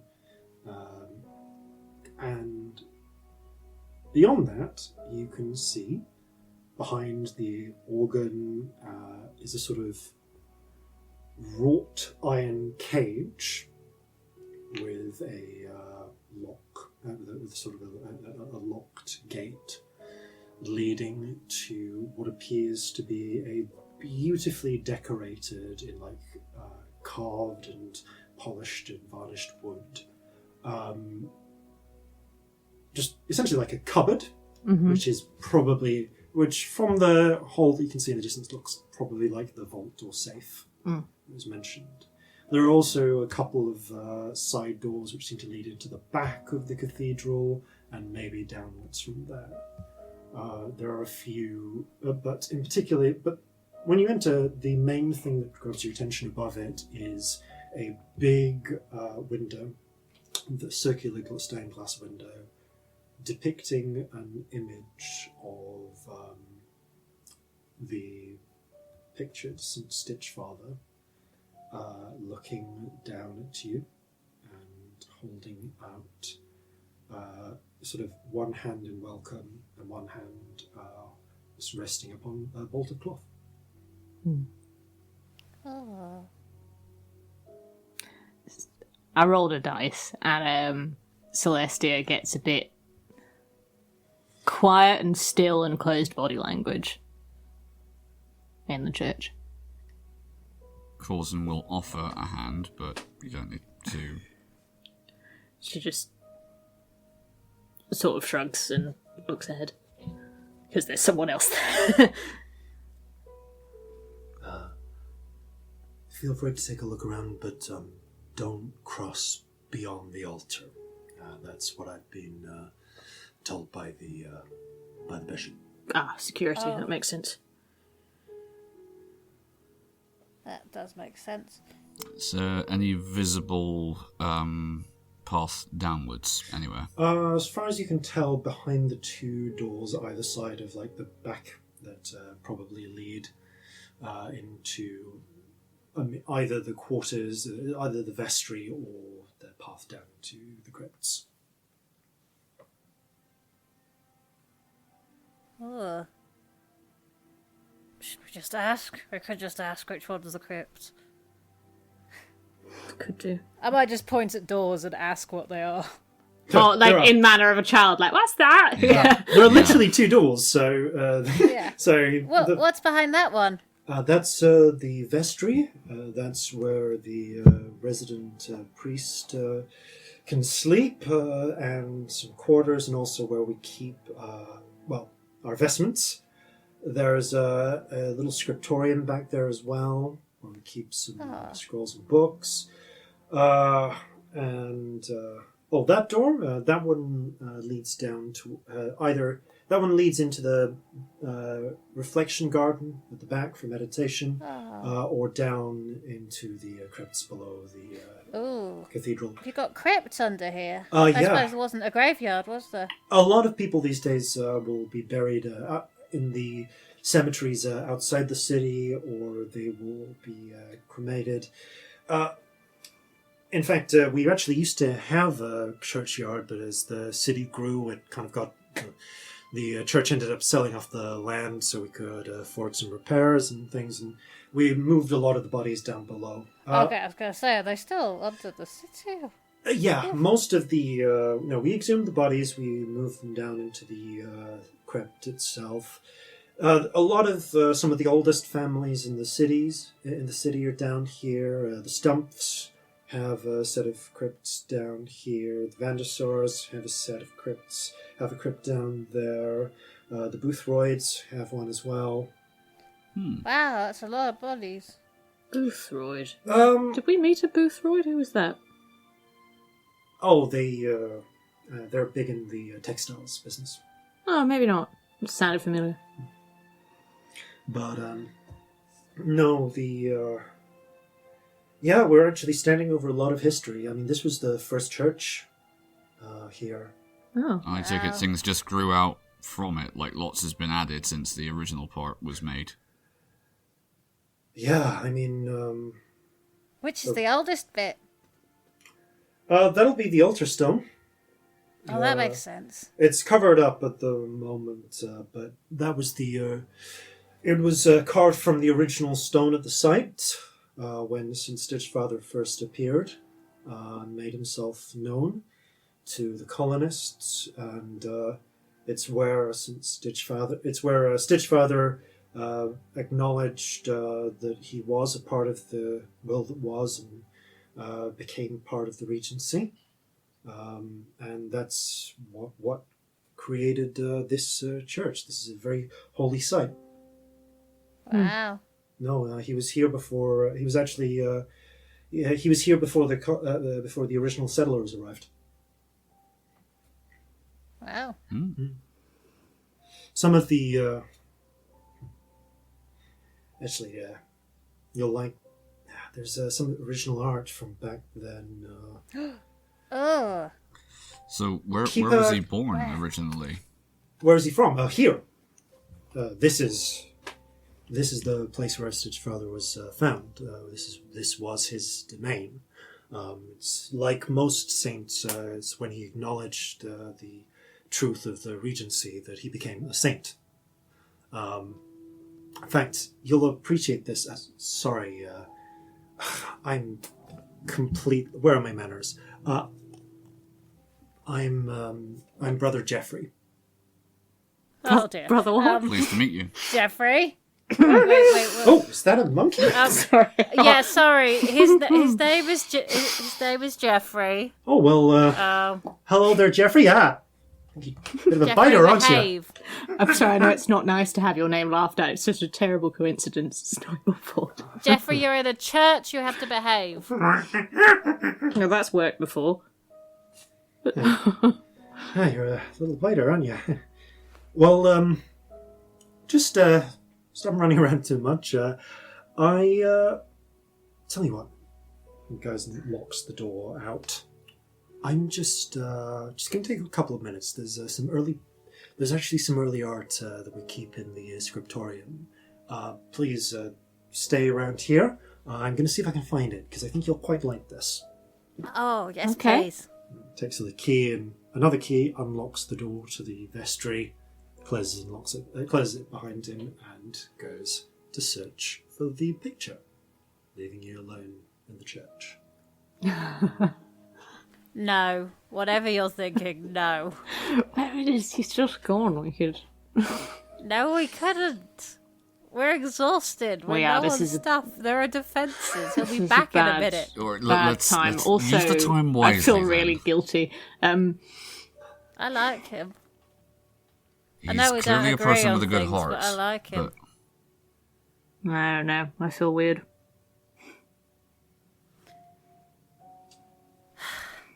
Well, Look, one of the first clergymen I ever got to know personally beat me up, so I wow. What can we do got my own usefully while back, he's didn't gone? I? I mean, I'm going to leave Marjorie in here, I think. That's a good idea. Marjorie flutters up to the rafters and stays. Yeah. Trying to think of anything else we can do. Not All much. right, well, we don't have to go behind the altar, but if we can have a look and see if we can see what is actually there. Okay, you're going to go behind the altar? I'm not going to go no. past Gonna go the near. altar. I'm going to try and see what is behind it. I might pop a detect thoughts, actually, when I'm as near to it as I can be without going behind it, just to see if, like, anything sentient pops up. Okay, you pop on detect thoughts. You can sense the presence of Brother Jeffrey's mind in the vestry, looking around. You don't sense any other thoughts except those you're used to, but Celestia and Corzin, as you approach, there is a sort of colour that starts to haze into existence behind the altar. Oh, that's a thing, isn't it? A few of the spirits start to flutter around it, some go into it. Ooh, that's big. And you just see a vaguely humanoid outline. Just a very good, not even like a clear outline, but more like a silhouette, like with.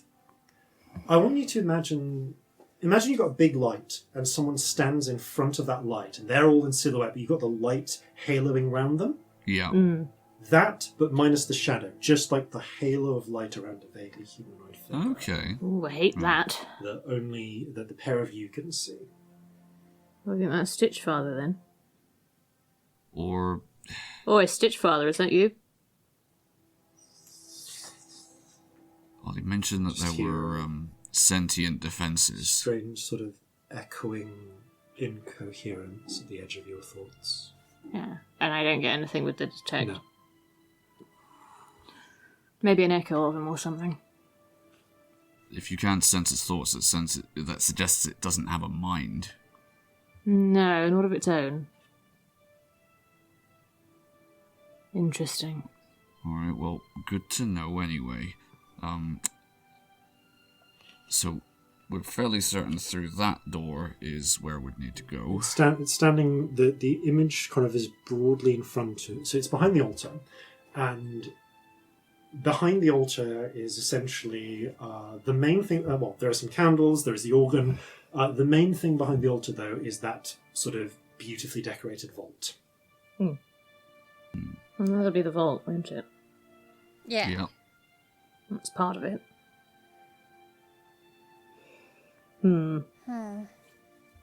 There is something about it that seems familiar. It echoes almost a little bit like the first time you met, like when you originally met the ambivalent octopus. Huh. Who themselves is kind of like looking at it slightly askance. Yeah. Something you disagree with? They shrug.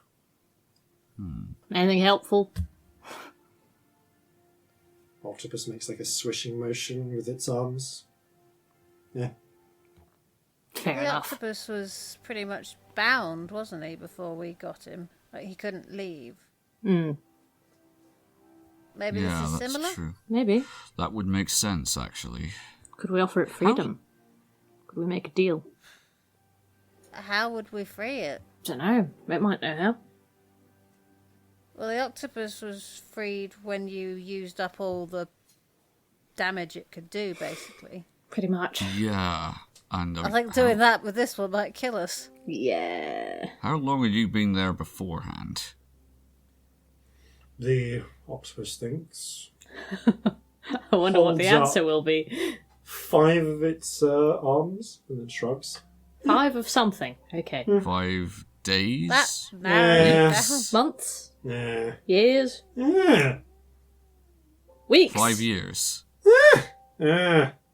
5.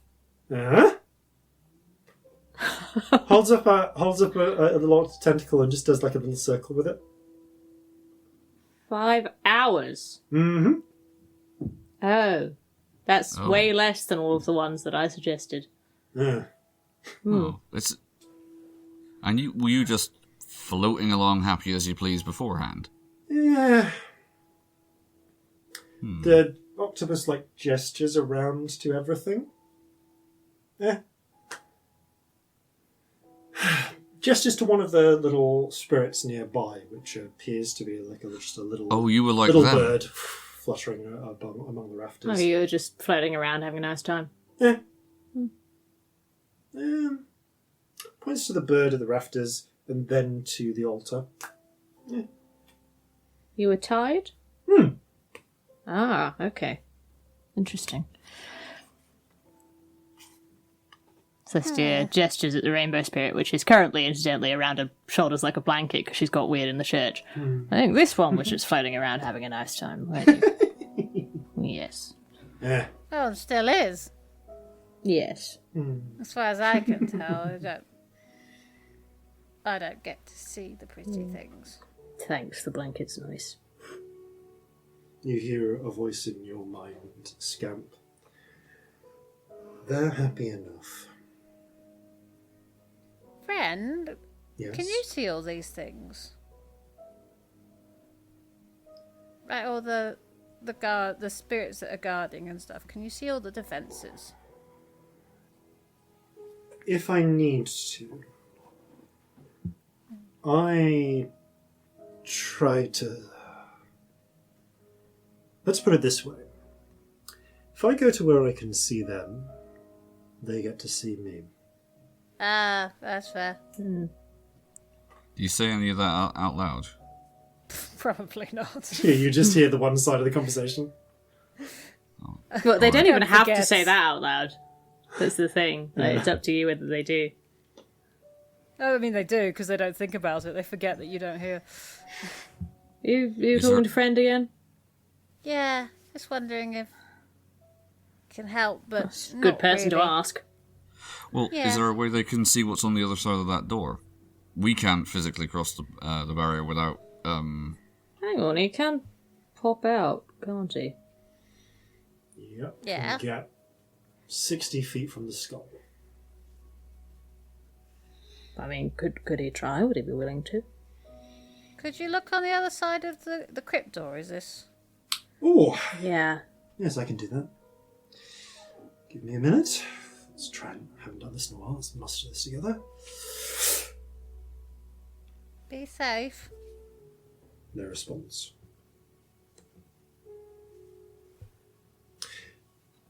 Okay. It's there's a little corridor back there, and then a locked gate going down some stairs into what I assume is the crypt. Any sign of any of the defences that they've promised? If I had to guess, I'd say it's whatever your friends are looking at behind that altar. Same thing or a different, separate one? Again, can't look without them seeing me, and I don't really want them to see me no. right now. I'm not really meant to be here. I think we all feel a little bit like that. The question is this place sanctumed? Yeah, it's a cathedral. Yeah, surely it is, isn't it? If We're on a site of original divinity. It's hard to pierce that sort of veil. Yeah, I don't think it even needed to be sanctioned by the sound of it. I think it was automatically sanctioned. This is a proper holy place. then will you be able to see through Marjorie's eyes if you're outside and she's in here? Possibly not. But I feel better having her in here immediately anyway. Oh, Yeah. absolutely. I just... Doesn't hurt. Yeah. I think we've found out all we can find out. Unless we go reading up about St. Stitchfather. Your priest friend's coming back. He's coming back. I want to see this art. All right. Yeah. Yeah, I'm kind of interested. As Brother Geoffrey comes out of the Oh thing, no. holding Jeffrey. a series. It's got a small little piece of wood covered up. Like, here we go. Gotta kind of try and avoid it getting too much light on it. Peels back the little cloth, and you can see there's a small woodcut. A small, it's actually a small rectangle of wood with paint on it. The paint has faded from time. It appears to be oil paints. But it depicts a figure garbed in I'm trying to think what this would look like. Something like a robe cinched at the waist, with repeating black zigzags around the hems of the wrists and the base of the skirt. Blue skin and yellow eyes, holding a folded series of cloths, and standing in front of a round flat stone on a... So it look like the altar stone? Yeah, on a hill. Does that look like an achene? Does actually remind you of an achene, yeah. Ah, so this place was nicked from the achene then? The saint that was here, we believe, was, yes, revered by... Well, not revered, I should say, by the achene. The achene, from what I understand, have a somewhat hostile relationship with divinity. They seek to avoid it. Maybe they've got the they're right not big idea. fans. Well, on that we will disagree. Regardless, since Stitchfather came over to accept these ways and gestures up to the paintings, most of the visions of him since have adopted these forms. Not very kind, stealing from people. I don't know if you can steal a spirit. I think they have to come willingly to some degree, don't they? Like, for a saint, that's a powerful thing. I don't think you can just pinch it. No, but you can steal a place. That's what it looks like happened from that picture. Maybe. Or maybe this saint didn't like not being worshipped. Because the achene have a very different way of doing it, and if Yeah. He folds up the cloth around the... Beautiful picture, though. Thank you. it is. The...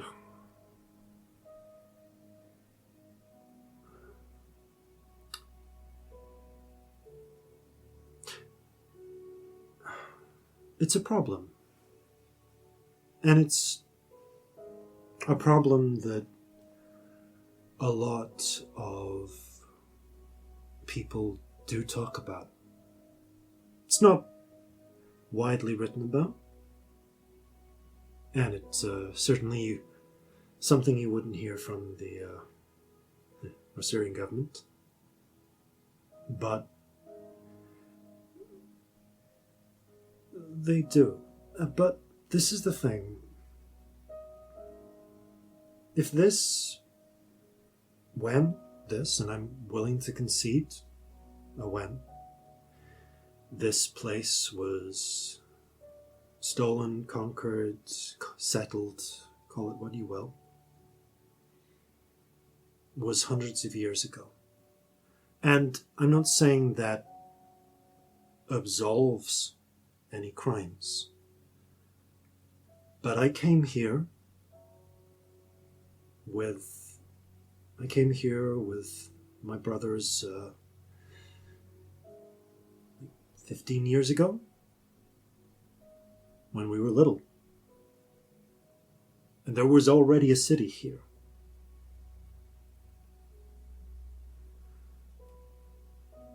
I don't truthfully know how one can answer an injustice like that. I don't know who is responsible for answering that.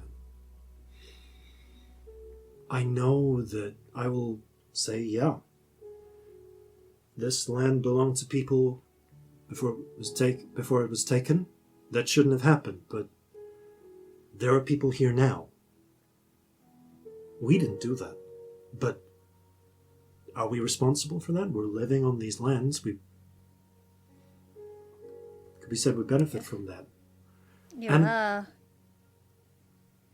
You are benefiting, and I think there We does are. need to be some sort of... But does that mean we give up and leave? We give No. up our livelihoods? No, but you could But do. there is a balance to be found that You hasn't could do been. better by those people. You say their ways are wrong. They're not. They're just different to what you do. That maybe is something we need to talk about with the revolutionaries. Because the Achin could be a powerful ally. Yeah. They have no reason to be. Why would they help? I wouldn't if I was them. To be fair, the enemy is a mutual one. Yeah? But that doesn't mean that we're allies. Well, but maybe we should be. Maybe we should be trying to find some common ground. Yeah, maybe we could help them. Giving up some stuff to rebalance things. Because we can't... There's too much power on one side. We can't make up for it without giving stuff up. And Yeah. stuff needs to be made up. It does. My ma was a merchant. She did a lot of deals. And I remember her saying to me, there's no way to fully have a complete victory in a negotiation. You only get complete victories in a war.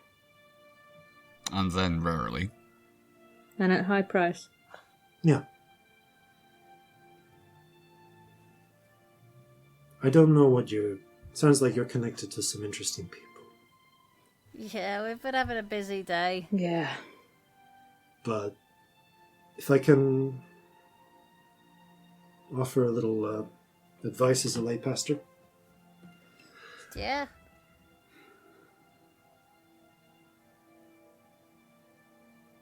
Everyone's gonna have to lose something if you want to gain something. There's been a lot of crimes. For a long time. And yeah, the people who came here before me, they're responsible for that. And they benefit from that. And there's raids that happen on the outlying farms around this colony.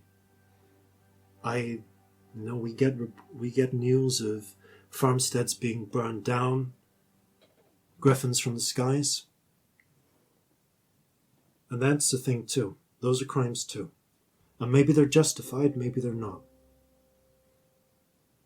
I think that's probably what I'd be doing if it was me. Yeah, fair enough. But, forgiveness is a virtue for a reason. And no one's happy about forgiving. Forgiveness doesn't feel good. You hate forgiveness. Seriously, the amount of times I had to forgive my brothers. But it's about accepting that there's more important things. We can't forget the past. People will try. They'll try and erase it. Maybe. Maybe we're seeing some of that. I don't know. Maybe that's why we keep this. It holds up the covered painting. So that Good that past you do. isn't erased. Yeah. But we can't. We have to forgive at some point. If we ever want to. If we ever want to have peace. Because otherwise the option is just to kill everybody on the other side. And that's a lot of death. I disagree that we have to forgive. Some people don't deserve forgiveness. Maybe You can they also don't. find a way to move on without forgiving. Maybe they don't. Maybe those people you killed. People maybe put you too move much on emphasis without on fucking forgiveness. it. Fair enough. There are some things you shouldn't and you don't forgive. But That's fair. I can think there of does come a point where you're right. Some things are more important. Like, hey, I agree with you. If someone murdered my little brother, Regent, help me. I don't think I could find it within me to forgive him.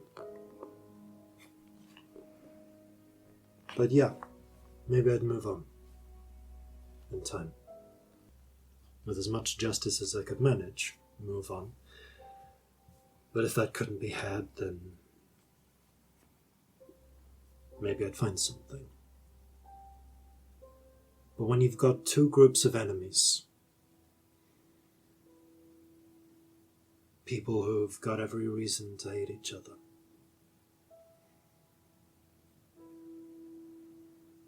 you can't bring them together. You can't move forward unless there is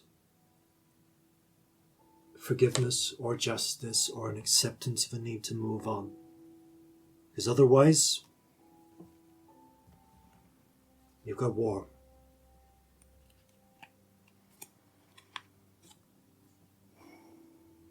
I take the view that war is what happens when we can't resolve our differences or we don't want to. Sometimes we shouldn't. No, sometimes we shouldn't. And hey, again, to my brother's murder situation, I'd be much happier to see him hang. Still, though, I'm not saying everything should be forgiven. I'm just saying, be prepared to argue for forgiveness. And on both sides. And compromise. Because it's gonna make... And be prepared to make a lot of enemies. No one likes to be told that they've got to give up hating. You're right on that one. Yeah. You stand for anything, you have enemies. Oh, yeah. Don't get me wrong. A lot of the time, there's people who hate because they don't know any better, because they've been tricked. But some people got good reason. Some people have had wrongs done to them. Yeah. It's gonna be hard. Try and get them to put that burden down.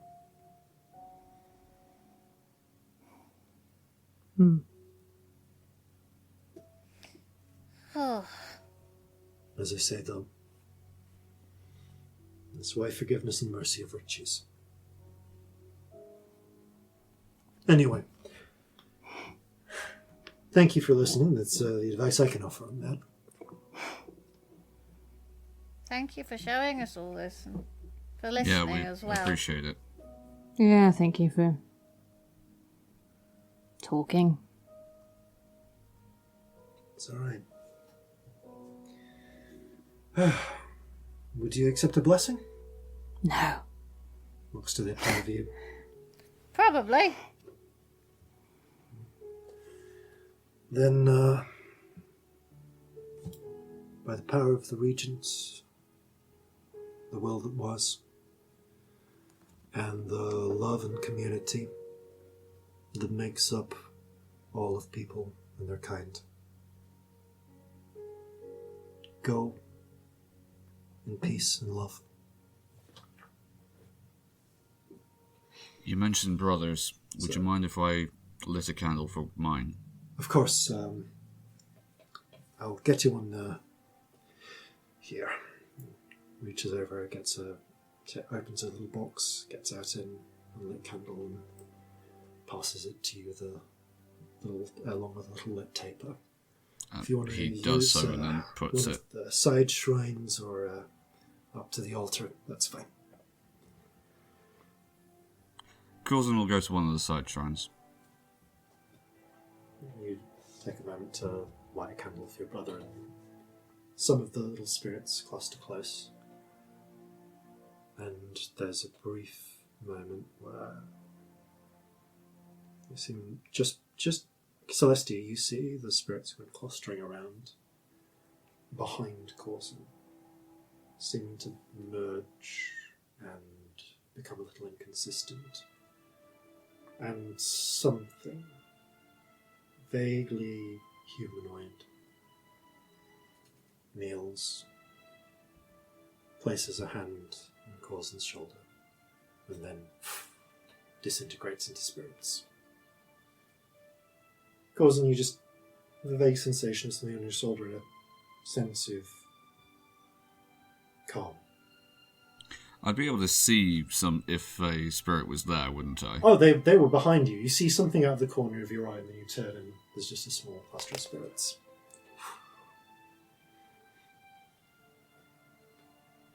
He is going to take a moment, then step away from the candle. Okay.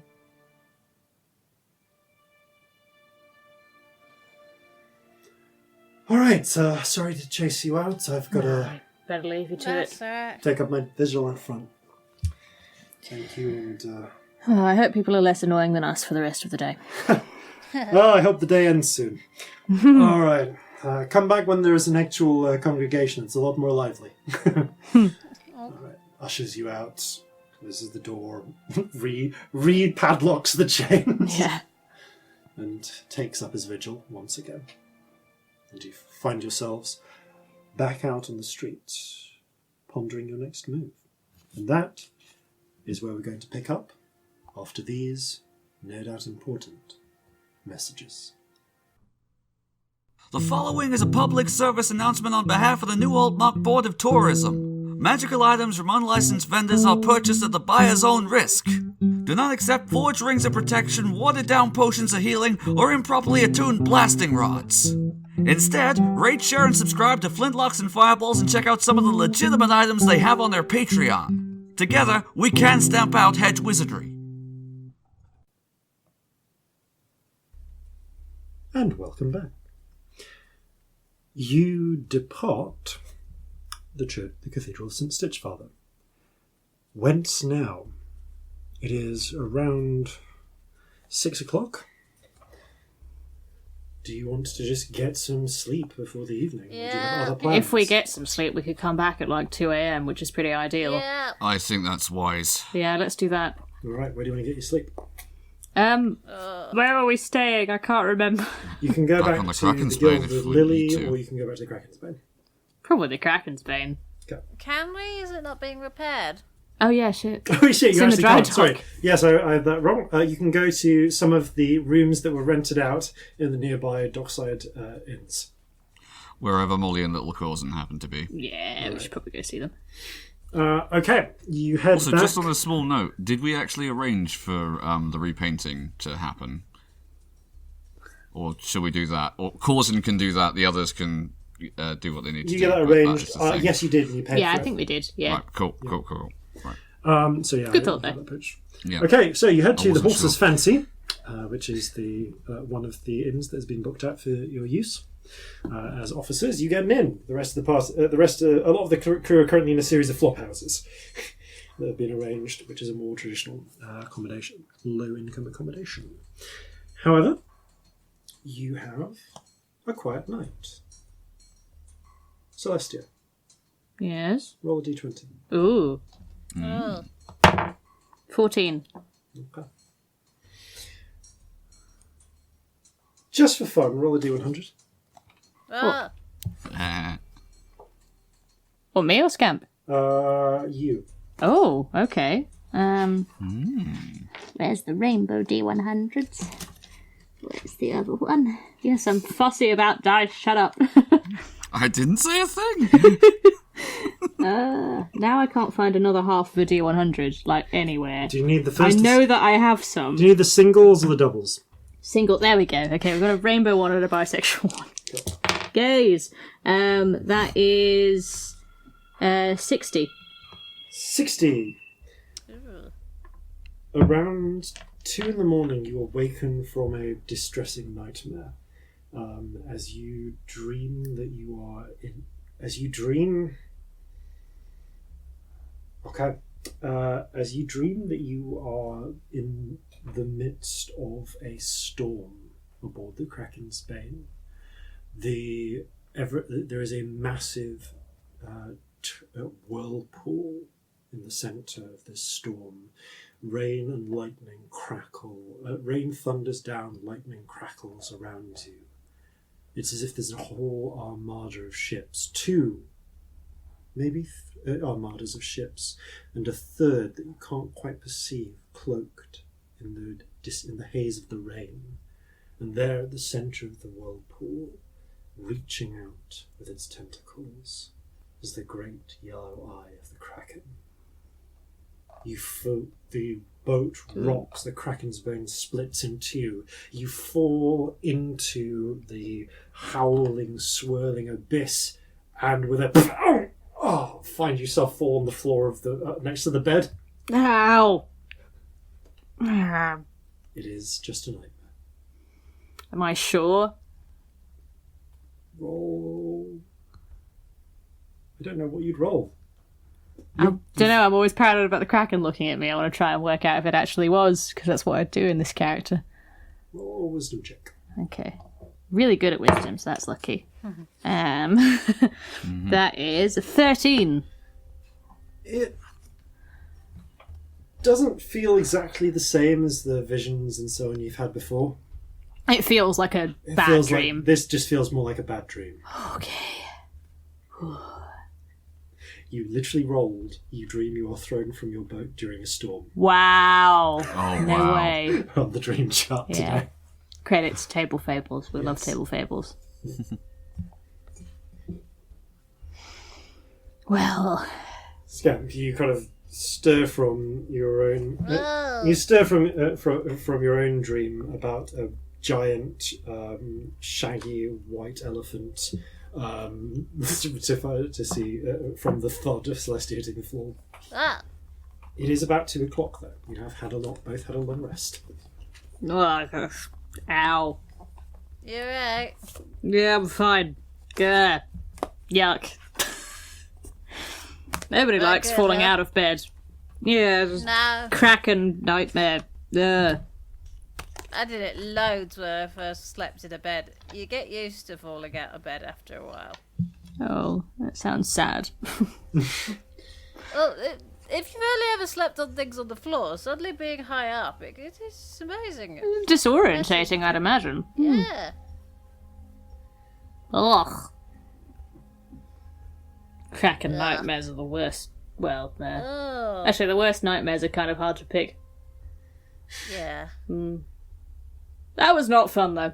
No, actually, the worst nightmares are the ones that turn out to be real places and real things. And now every time I have one, I'm worried that that's a thing. So that's fun. It felt like a dream, Yeah, but I but don't too 100% many of know. those. Yeah. Yeah, but I can't say anything. All the things I want to say are going to make it worse for you, so I'm going to stop talking. I'm going to make some coffee now. You brew some 2 a.m. coffee. Have a pipe of tobacco while I'm at it. Yeah. As per an arrangement, Corzin, there's a knock at your door, kind of rousing you from sleep around 2 o'clock, and you see us slightly into his cups of tea go, "Is your wake-up call, Captain? I'm going to go hit the sack." Thank you. You're relieved. Oh, I will be in 5 minutes. Staggers off in search of the outhouse. I'm going to go for a shit now. I love being. I'm not going to contemplate I'm going to have the best poo.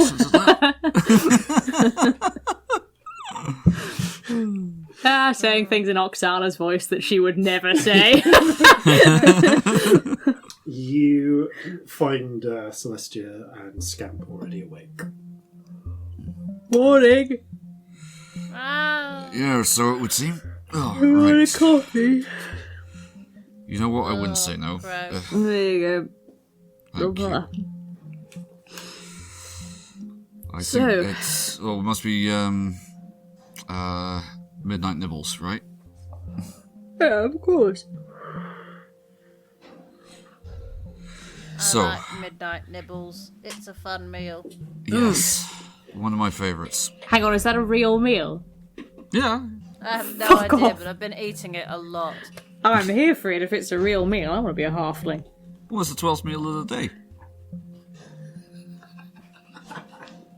I love this as a thing. I want 12 meals. That's breakfast, second braces. Lunch.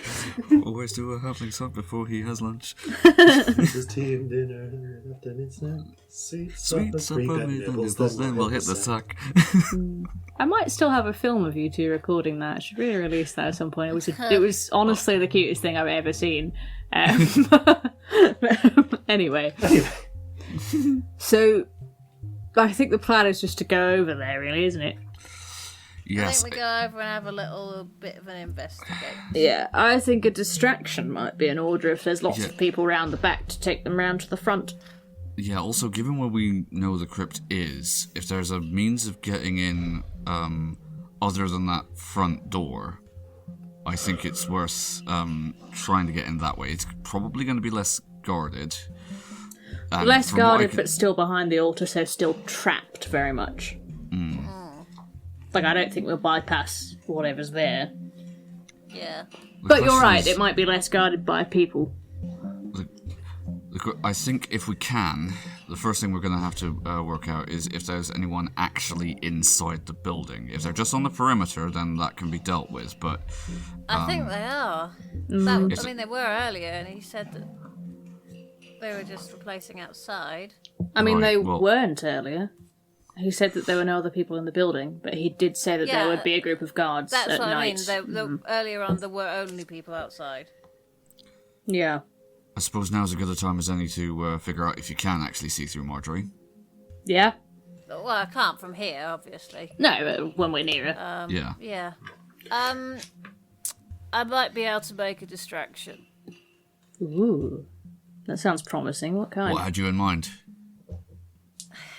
I don't know if it's a terrible idea or not, but Tell us it. I love terrible ideas. you're gonna hate the terrible idea.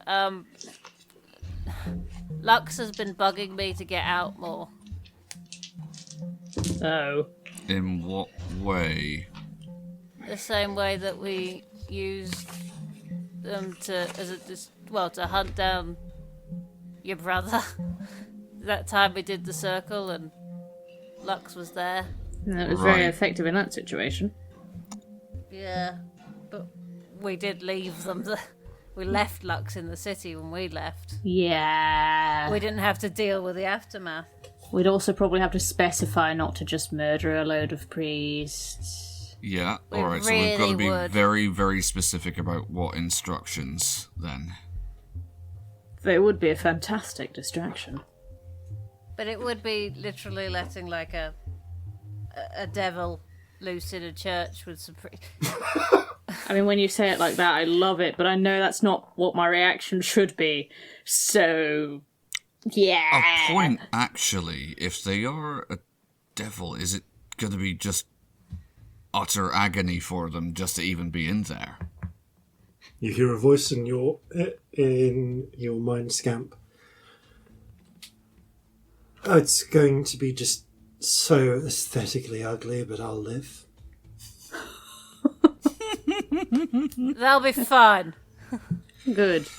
Alright, if you say Vision so. just has no taste. I mean, they wouldn't necessarily have to be inside. They'd just have to draw a lot of people out. But even then, we don't want to draw too much attention because we don't want to draw more people than are already there. True. We just want to distract the nuns. I mean, we do own a very fancy nun's outfit. We do. We do. What actually...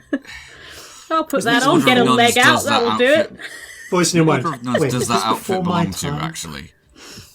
What was that? What order of nuns does that outfit actually belong to? The Order of in point fact? Horsehair and Fairies. And Kink. A very well respected The order. most revered order of St. Kink. Yeah. St. Kink Mother, No, but in all whose seriousness, divine weapon is the whip. it belongs to the random fae in the forest who thought it'd fuck me up. It's not an order. Meanwhile, might be highly thousands of distracting. miles away, at the cloister of St. King Mother, I mean, are the chains oiled? Then let You've made it canon now, Jason. Then What let have the you done? rite begin. genuinely though, you said before that Lux didn't necessarily have to look like a monster, am I right? Yeah. Could Lux look like something really scandalous instead? I mean, yeah, but we don't know that that's actually going to offend these nuns. True. It's not, the Church of Purity, is it? No. Alright, could you have them look like somebody who was graffitiing the outside? We've already seen some. Maybe that would be something that would draw them away. I could make Lux look like a person, and then Lux will graffiti the outside.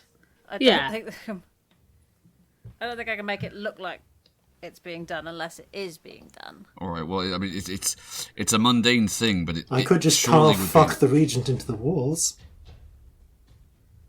Aren't you full of charming ideas this evening? Lux would be happy to damage the walls. I don't want you to damage it permanently, though. This place is important to a lot of people. Fine, I suppose I can steal some paint.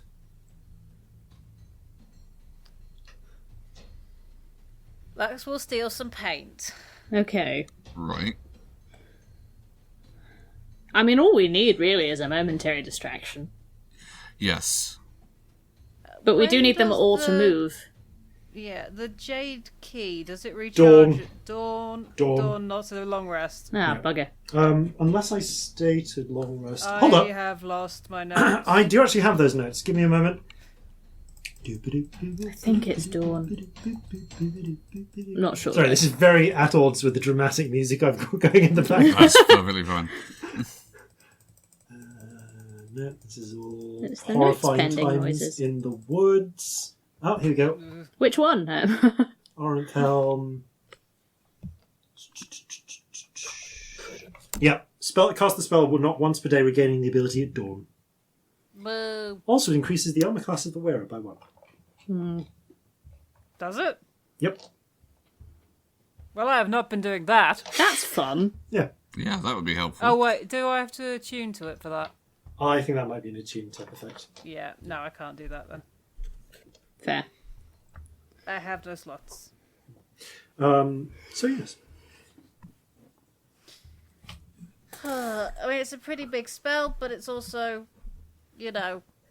I mean, would Lux be willing to distract people without killing them or maiming them in any way? If those are the terms.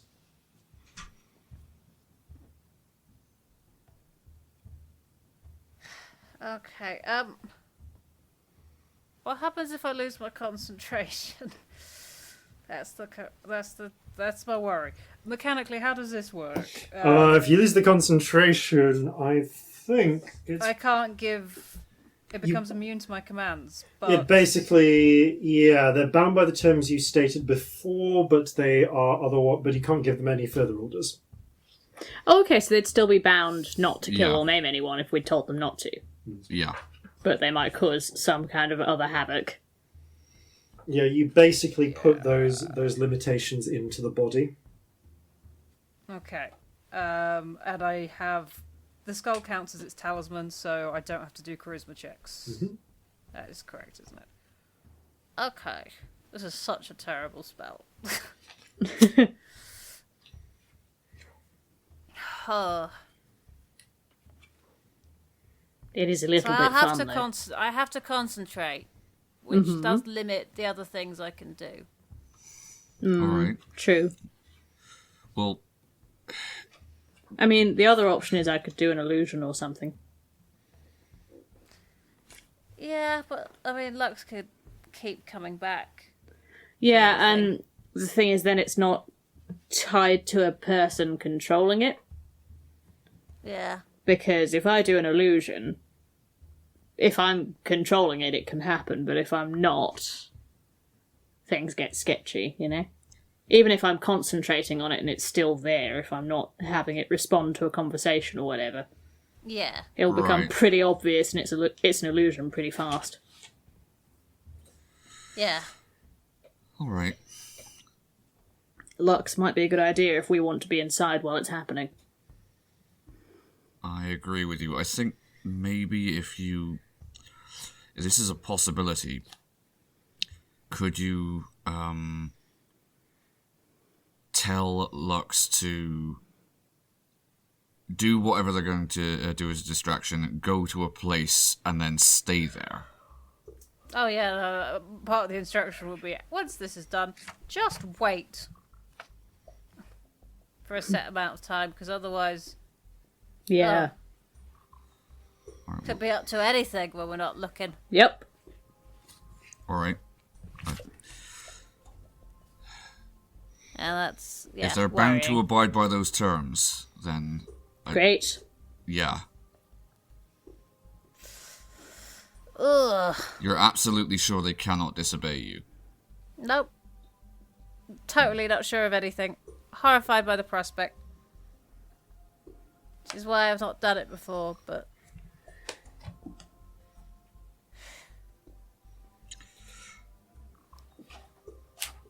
I think maybe it's time to start using things.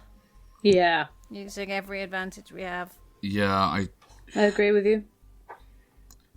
I need to just stop being scared of some of the stuff I can do, because some of the stuff I use without really thinking about it is awful and does terrible things, so... Clearly my judgment is not the clearest. Let's do it. All right. Guess we go over there first. See what we're dealing with. Yeah. Okay. All right, I'll ask you for your turns when you set them. So, you set out and begin making your way towards the Church of St. Sitchfather. So you're currently situated so you're coming out from the Horse's Fancy on the West Pier and make your way through the narrow back streets of the western side of town, heading up towards the Garment District. Corzin, Celestia, almost immediately after leaving, you notice a couple of figures peel off from a corner and start following you. What looks like one heavy-set human and one light and wiry-looking halfling. How closely are they following us? About 60 feet back.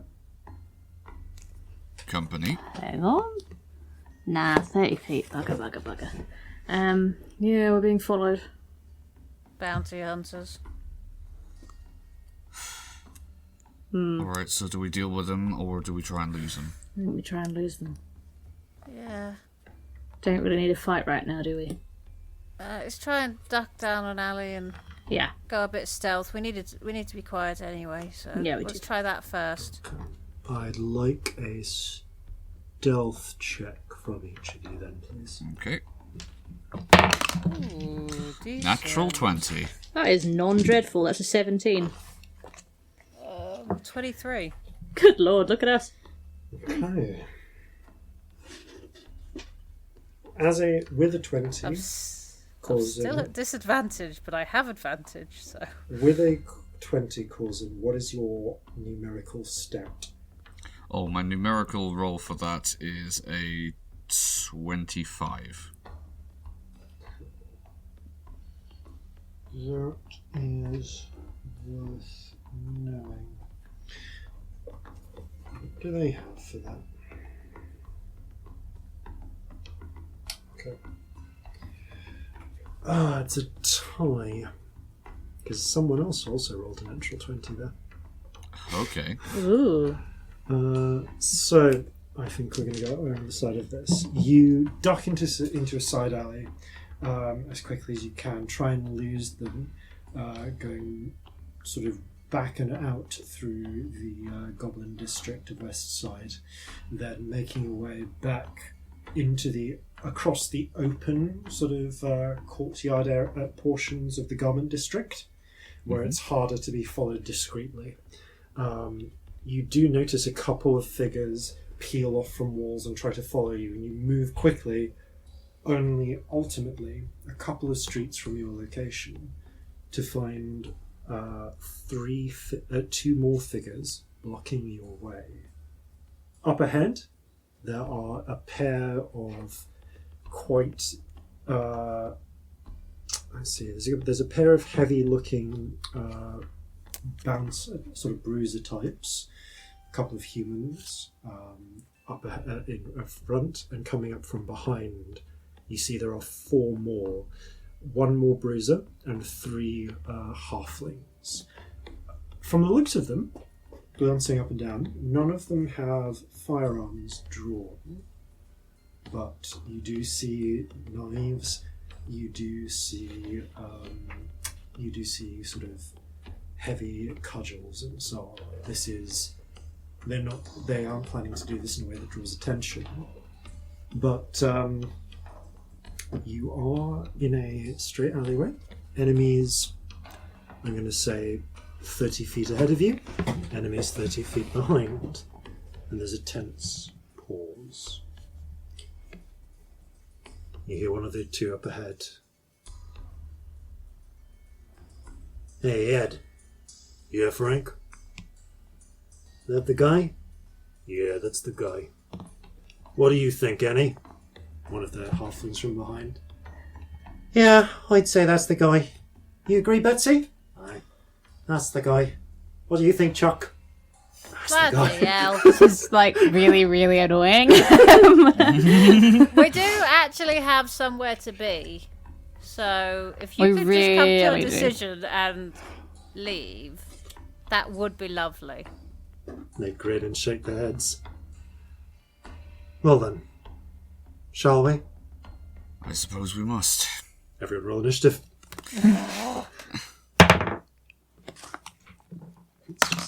Dirty 20. Ooh. 17. 4. Okay. Disadvantages. Oh, it's Screwing awful. Oh.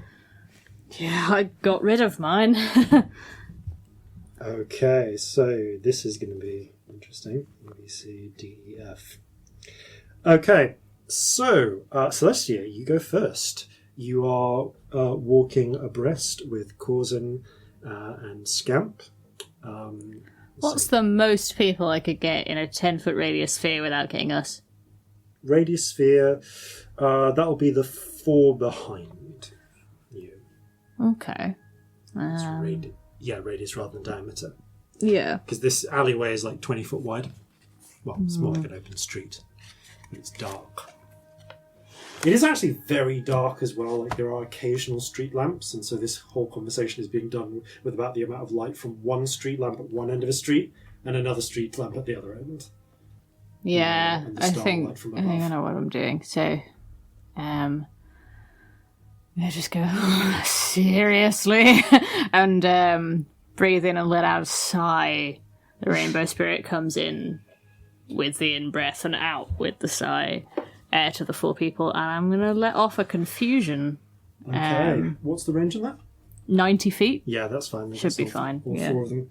Okay, I'm just going to roll. I've got the effect if you need it. Thank you. This is wisdom? Yes. Cool. Ooh, interesting. It's called Save is 18. 18. Okay. One of them makes it. The other 3 are confused. So it's A, C, and D. Okay. Well then, that's going to get interesting. So you, as you pull that, there's the brief sort of, what's going, yeah,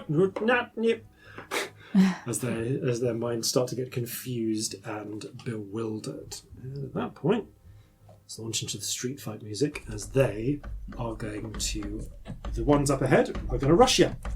I'm trying to work out if I want to do anything with a bonus action. Give me a minute. Fair enough. I think when I see that Scamp is kind of struggling, Yeah. I just give him a little wink, and flash of rainbow happens. You get inspiration. Okay. Yay. The Alright, so it looks like it's going to be the couple of burly figures up above are going to run forwards to get you. Their companion, however, behind, could you roll me a d10, please? Yes. I had a d10 a minute ago. There we go. That is 3. Okay. Creature doesn't move and takes no actions. Yeah, they sort of... So one of the 4 behind is just kind of like, what's happening? Where's the bottle? The 2 up ahead, though, run up and with their cudgels... Didn't you say that only one of the people behind saved? Yes, but they're not all of them are moving on this turn. Oh, okay, cool. So this is the heavy set figures first. Fair. The 2 up ahead weren't caught in confusion, so they run down. One's going to go for Corzin, one's going to go for Scamp. As they... they're going to... they move very quickly with their cudgels, each making 3 strikes at you. Huh. So unhelpful before we have like a heist to do. I've got to pay you for those double natural ones somehow. Yeah. What's your arm class these days, Corzin? 17. Okay, yeah. All 3 of the attacks missed. They rolled poorly. Parry. The Yeah. fuck are you even doing? Yeah, you just draw your one of your blades and parry them. The 3 that go against Scamp, however. Okay, 2 of those again rolled quite poorly, but one was a natural 20. So They rolled below a 12. oh no, they didn't. You get 2 of those hit. I was So going to say, my armor class is terrible. we'll do the one that wasn't a crit first. So you take 7 and 12, 15. So total of 22 bludgeoning damage. And I need you to make a Constitution saving throw, please. Ooh. Yeah. 26. Okay, Wow. and then a second one. 21. Okay, they try that one of the blows catches you across the shoulder, another catches you in the solar plexus, winding you a little but not stunning you. Ooh, pressure point constitution save. Interesting. So they, but that's their attacks, and then immediately after them, actually Hellish Rebuke. Oh yeah, Hellish Rebuke. Dex save. I believe so. Yeah. Yeah. No, that was a natural 7. So actually, what is your? 18. Yeah, no, it hits. Roll full damage. 17. Okay. So they've taken 17 damage. As the bursts of flame come out, they sort of scramble backwards. Bloody hell, we got it. Sorry, this is the big ones. It'll be. How do Americans suddenly? Welcome to New York. There we go. Newmark, even. Shit! Teeth! Gotta watch out for that. The 3 So 3 of the 4 behind. Roll 2 d10s for me, please. Okay. D10s. That is a 1 and a 7. So one of them uses all movement to move in a random direction, and the other one makes a melee attack against a random creature. Okay, so 1, 2, 3, 4, 5. One of them just fucks off 30 feet the opposite way. Bye. Entirely. It's now 60 feet away. It's like convinced that you're off the other direction. Hey, come back! You run there. Another one is going to slash at the one who's like, "Where's the bottle?" It's like, "I see, that's where you're there," and go for them. So Her mate's going to be so weirded out. yeah, so they slash with a short blade at them. And hit. And deal 9 damage. Ow! Okay. So they take a light slash across their arm, confused about what's going on. Do they get wisdom saves at the end of their turns? I think they do, yeah. Okay. It just says roll a d10 at the start of the subject's turn. I think they get wisdom saves at the end of each turn. That's what usually happens with this. I don't know. I'm just going to check it in the big books. Yeah, I don't think it's one of those ones that lasts. I would be... We've saved against it. Yeah, I'm pretty sure you've saved against this in the past, so... confusion, yeah, at the end of the turns makes a wisdom saving throw. Sorry, I didn't have it written down. No, it's fine. It's not part. It wouldn't be part of the card. Cool. I'll just those two as well. Okay, they're rolling terribly. That's fine. The one who is intact, however, is going to run up and try and go for its intended target. They run up and go for you, Corzin. So they dash forwards. Okay. It's a light on their feet halfling, equipped not unlike yourself with a pair of sabers, and they quickly take 2 slashes with one blade and a third with another, in honestly a mimic of your own style. Before no, I think that's actually all that they're going to do with that. So let's make 3 attacks. 18. Okay, one of them hits. So one goes wide. One you just managed to parry, and the third one connects, dealing 6 points of damage. Okay. It's just a light cut. Frankly, these folks are probably competent enough, but compared to you, they're basically amateurs. Right. Which makes it I longer. regret that. I would disagree with the amount of damage I've taken. Yeah, these folks are competent enough, but they're not the epic adventurers that you are. They don't have this sort of magic on their side. Okay, so Corzin. Right. There are two characters in melee with you. Right. One of the heavy types. I'm gonna say that Ed is in front of you. Okay. Betsy is behind the light swashbuckling fighter, and in front of Scamp is Frank, the other heavy. Okay, who was the one that just attacked me? Was That would be Betsy. Oh, Betsy, okay. Yeah, another halfling. Right. I am going to spend a bonus action and invoke Slayer's Prey on her. Jesus. Okay.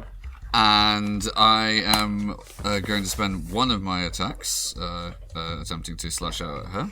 This will be Riptide.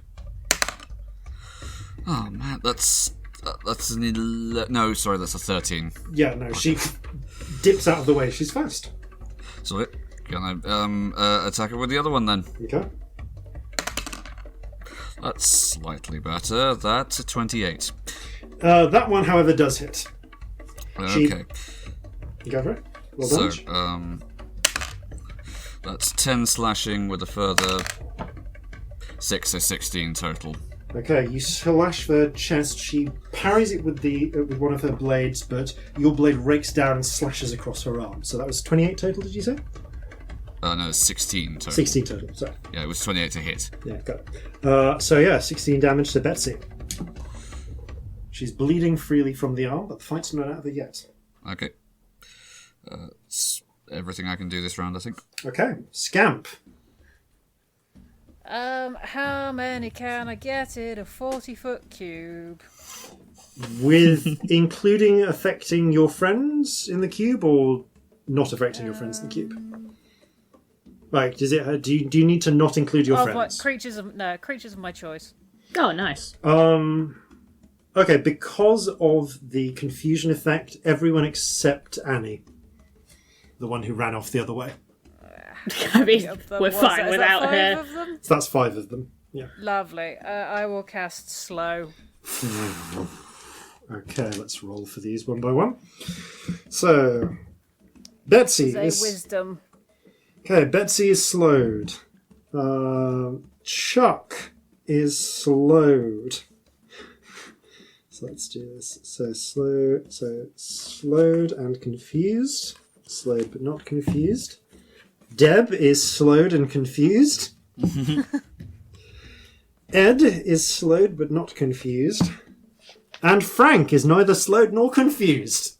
Oh. Bloody Frank. Yeah. Fuck you, Frank. Frank is also the one in front of you, who just hit you in the solar plexus, and then he set on Ow. fire. Ow. I will also quicken one of these. Which one did I want?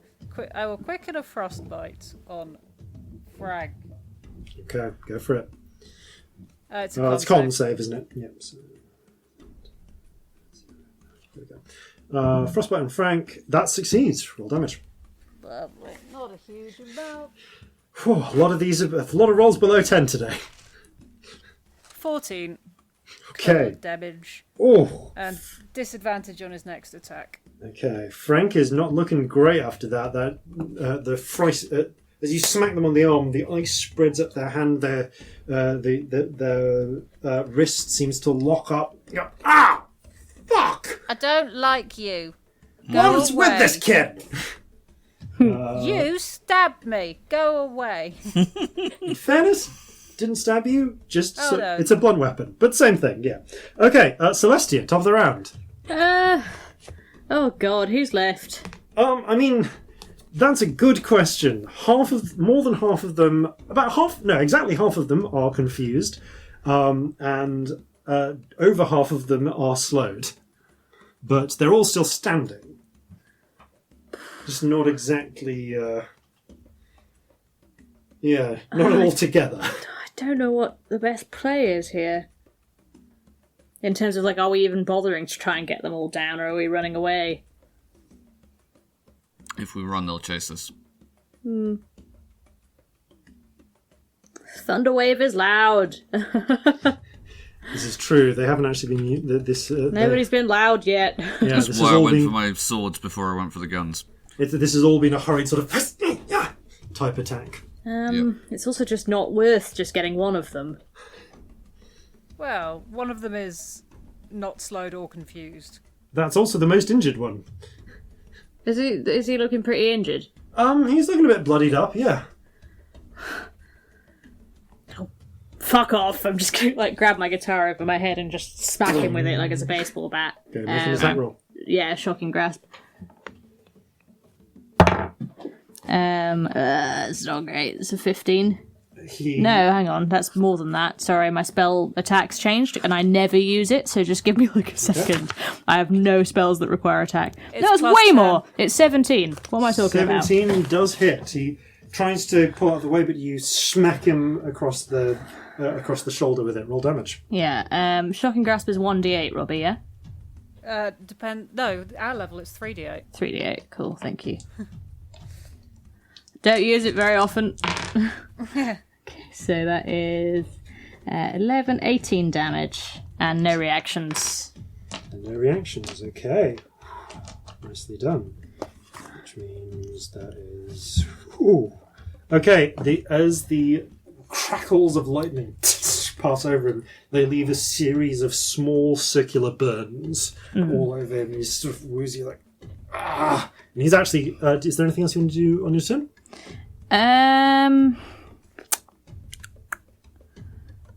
Not really, actually. I'm going to leave it. Okay, Frank, for his turn, is going to disengage. He goes, yeah, fuck this.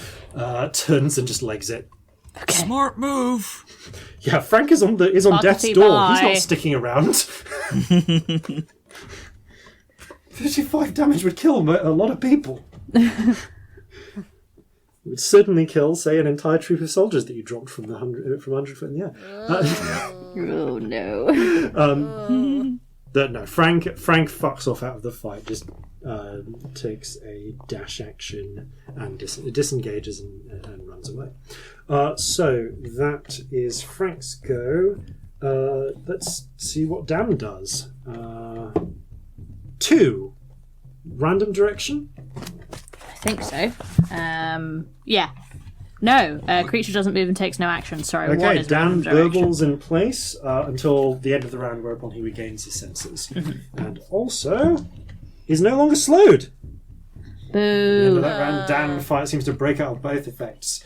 Sorry, not Dan, Deb. My apologies. Ed, however, who is like moving through molasses,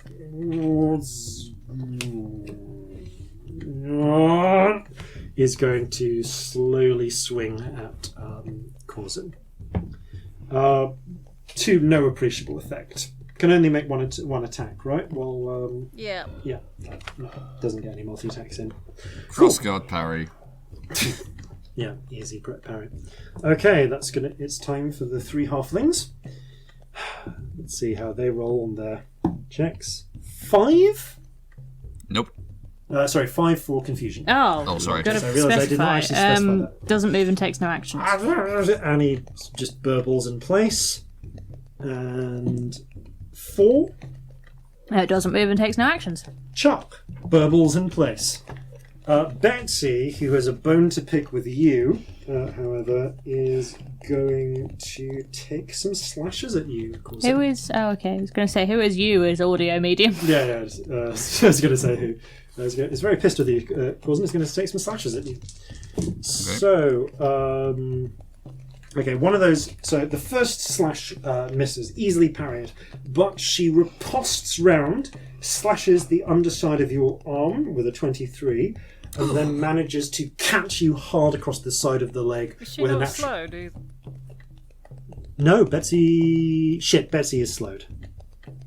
Okay, so one I've got to attack, re-roll 3. I've got to re-roll those because there was a natural 20, a failure, and a hit. So I've Yeah. I've got to completely re-roll that. Sorry. Okay. You slowly then. Betsy's going to attack. You parry, but she riposts round and slashes. I'm going to say because it was one attack, but she hits. Managed to avoid a natural 20 attack over there. So you take 10 points of piercing damage, Okay. and Betsy shrugs off the slow effect. Oh. Okay, They're rolling high to save in this one. they rolled low to save the first time. Yeah. It's a Yeah, back and just forth. Yeah, decent wisdom. Not that decent. They're just getting quite lucky. Okay, which makes it Corzin's go. Okay, Corzin is going to retaliate. Yeah. Okay, first one. That is a 17 to hit. Just hits. Okay, so that's going to be a 8 slashing with a further 4, so that's 12. Okay, 12. Yep. Okay, second one. Oh, that's 17 again. Right. Okay, yeah. Quick slashes to her Right, forearms. that's 10. Yeah, and I don't get to add Slayer's Prayer again. So, yeah, that's 10 slashing. Cool. Oh, yeah, she's bleeding from several cuts and looking pretty bad. You see her spit a bit of blood. Are you beginning to understand how much of a bad idea this was? I'm starting to think maybe they weren't kidding about when they said you took on an entire guard squadron by yourself. So you see Betsy is starting to have some serious second thoughts, but also can't leave until her turn. Because she's been slowed and unable to retreat. Scamp. I'm gonna cast Eldritch Blast. On I'm gonna try and knock Eldritch them out. I'm going for non-lethal damage. Okay, who are you going for? I'm gonna go for Right now, the Betsy most first. injured person is Betsy. I've got 3 shots. Okay, I'll take you 3 shots at Betsy. Yeah. Well, I'll take 1 to start with. Or do I need to decide beforehand with these? I think you need to just... Yeah. Who's not slowed? Betsy... Well, Frank isn't, but Frank is fucked off. So Betsy and Deb. I'll do 2 at Betsy and 1 at Deb. Okay, go for it. Balls. Okay, one is a 1, but one is a 23. Okay, which one? Oh, sorry, both of us. So it was both at Betsy. Cool. Yeah, and the other one's a 13. Okay, Deb spins out of the way of the Eldritch Blast. Rolling terribly. One catches Betsy in the gut, like a punch. Roll damage for that, and then roll damage for the other one. That's 10 for the first one. Fucking hell. Yep. And 4 for the second. Okay. Well, the first one was the one that hit Betsy, so Betsy takes a serious sucker punch, whereas Celestia immediately takes a light, glancing blow to the jaw. Ow. Yay. That's fine. And 4 damage. And that's the end of your turn? Yep. Okay, round 3, Celestia.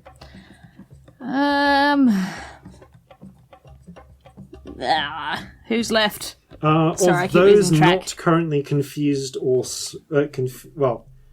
Annie and Chuck are both confused. Deb has just broken out of confusion and slowness, and thus hasn't really acted yet. Betsy is free, but is getting seriously fucked up and looking like she's reconsidering her life choices. And Ed is still slowed. I'm going to go for Betsy, who looks like she's reconsidering her life choices. Okay, what do you want to do? I'm going to say to her, yes, funnily enough, he did take on a whole battalion of guards on his own. But the thing is, he wasn't on his own then, and he's not on his own now. So how many can we all take on together is the question. And I'm going to cast Vicious Mockery and try and freak her out. Yep, go for it. Nice. So Wisdom save. Wisdom save. She actually does make it. Oh, Sadly, bugger. but Does the fucking words nothing alone then. seem to be enough to freak her out. Because, sorry, any other actions on your turn?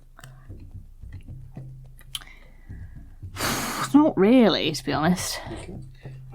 Because on Betsy's turn, she goes, yeah, bugger this for a game of soldiers. We're not being paid enough. And she's going to disengage the bonus action and then double dash the fuck away. Good. Betsy buggers off, and at this point, it's the turn. 3 of them have to flee before the game count is over. So let's roll for 1 attack. Yeah, no. The Ed kind of takes like a lost, almost like fruitless swing, still slowed, before backing away. It does provoke an attack of opportunity though. Okay, yep, checking it. Okay, that is 28. Okay, you smack into Ed's arm as he slowly gets about 15 feet away. Okay, that is going to be... 12 slashing damage. Okay. Nice. And with that, we've hit a point where everyone who's Compos Mentis is going to flee. So unless you decide to chase anyone down, Nah. all right, the rest of them break or gibber in place or walk into a wall and just continue And trying to walk into don't a wall. come back! Yeah, the street is empty apart from one person just spinning in circles, going wah, wah, and one person just hitting a wall repeatedly with their weapon. That'll wear off in a bit. You steal away, having sent a message against the would-be bounters that Yeah, they it should wears off in 1 minute, Yeah. but we're gone by that that point. they should either give up or bring a better, higher caliber bounty hunter next time. Okay, having further established the legend of the bronze ball kicker, Oh, bugger. Whoops. you make your way to St. Stitch Fathers. As your plan from the outside, you can see. I'm going to chug a healing potion. You Fair. can see there's a somewhat severe looking, female pastor there, and sort of just. And when I say severe, as well as the eyeliner, she literally has like a knobbed club. Oh, wow. It's like a wooden club with some metal studs on it, just casually tapping it. This may well be a sister of St. King Mother to protect things. Boy.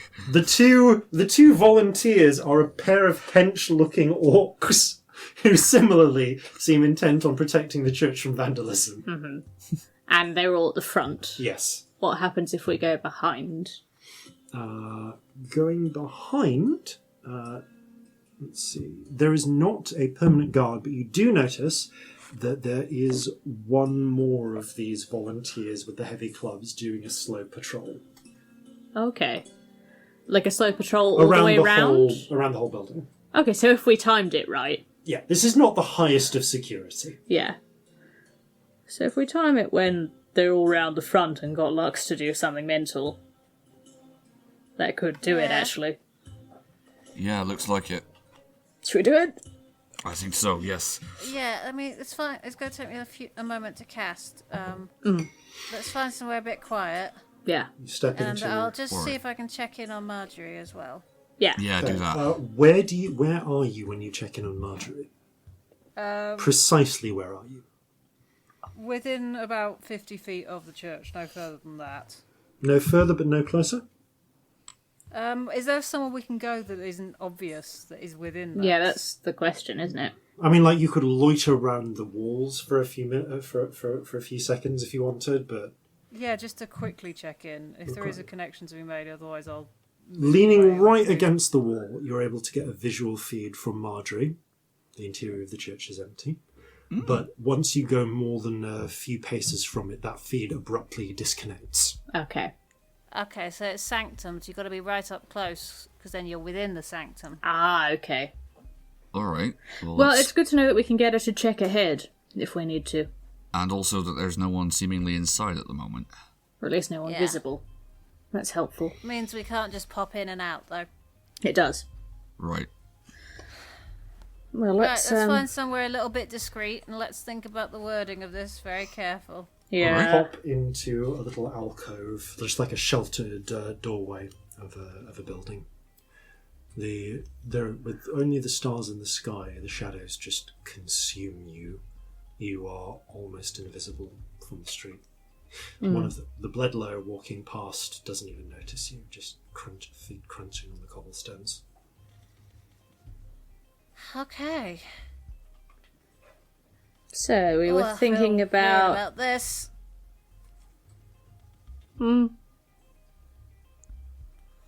So only non-lethal damage. Yep. Yep. No permanent maiming. Yep. Don't bring us into it. Yep. And absolutely no harm of any kind to anyone who isn't the people you're trying to distract. Yeah. Don't hurt. No hurting in bystanders. Only defend yourself. Do not attack. Yeah.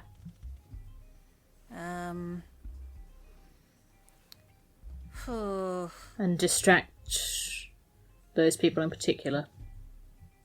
No permanent damage to the building. Or anything else in the city. Yeah, no permanent damage to anything. Fair.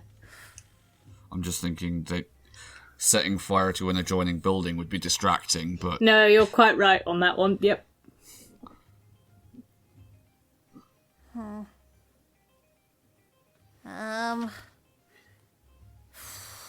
I feel like we're missing. Do you want to set a something. certain amount of time after which they either stop in a place for them to wait for us? Well, maybe when the task is completed, find a rooftop to hide on and wait for 58 minutes. They only last for an hour, the body. That works. Lovely. I feel like we're missing something, and we won't know about it until I can't think of terrible anything. happens. I can't think of anything else. There are plenty of things we could expressly forbid, like do not steal anything, do not damage anything that isn't don't damage anything permanently. You said about the building, but like anything else. Yeah, I said no permanent damage in general. That should cover that. A voice in your mind says, "As I recall, you do actually want me to steal some paint, so..." Oh yeah, we do need to get hold of some paint. We haven't got any paint. "I can get hold of paint." How long will it Like, take her get to get hold of paint. paint? Like, well, how long will we have to wait for the distraction? As quick depends how quick the form you give me is. But I think there's some in some of the warehouses nearby. Give it 5 minutes. Maybe 5 10 minutes? to push. Well, that's not too bad. Doable. If you could tell her to do it while all of them are around the front as well, that would be ideal. Yeah, all round the front. All right. So your terms are no lethal damage, no permanent maiming. Don't bring you into it. No harm to bystanders. I can defend myself, but not attack. Distract the people in front. No permanent damage to anything.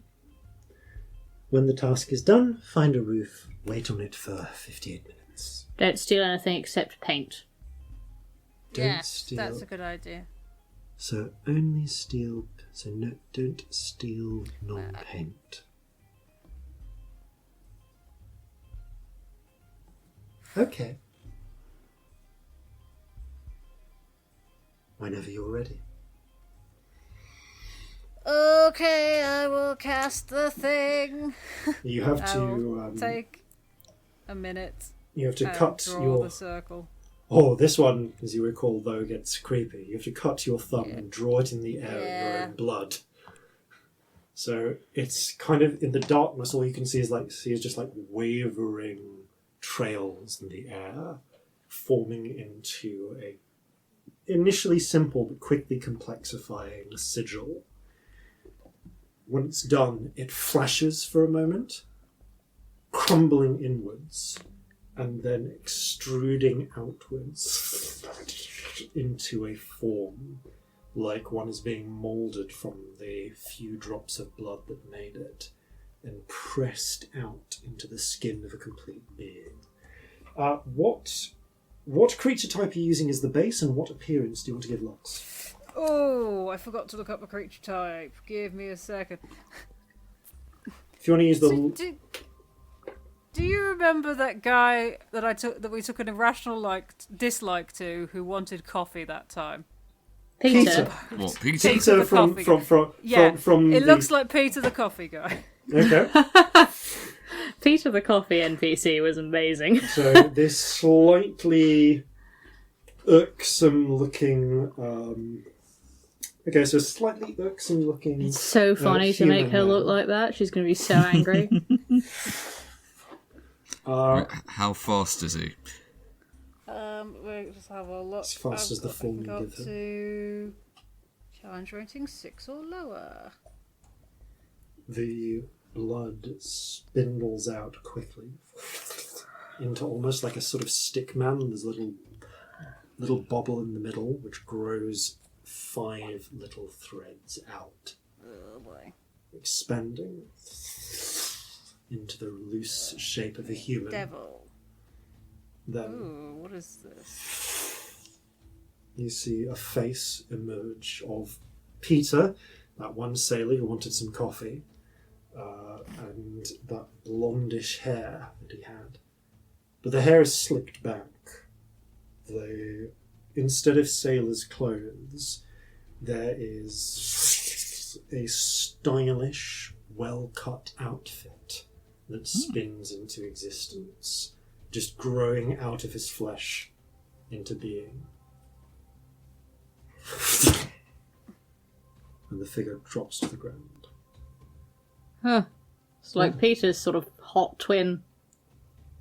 I hate it. Oh, I Oh, also wait. hate it. Let's do this properly. Thank you. Now I'd best go cause some trouble, hadn't I?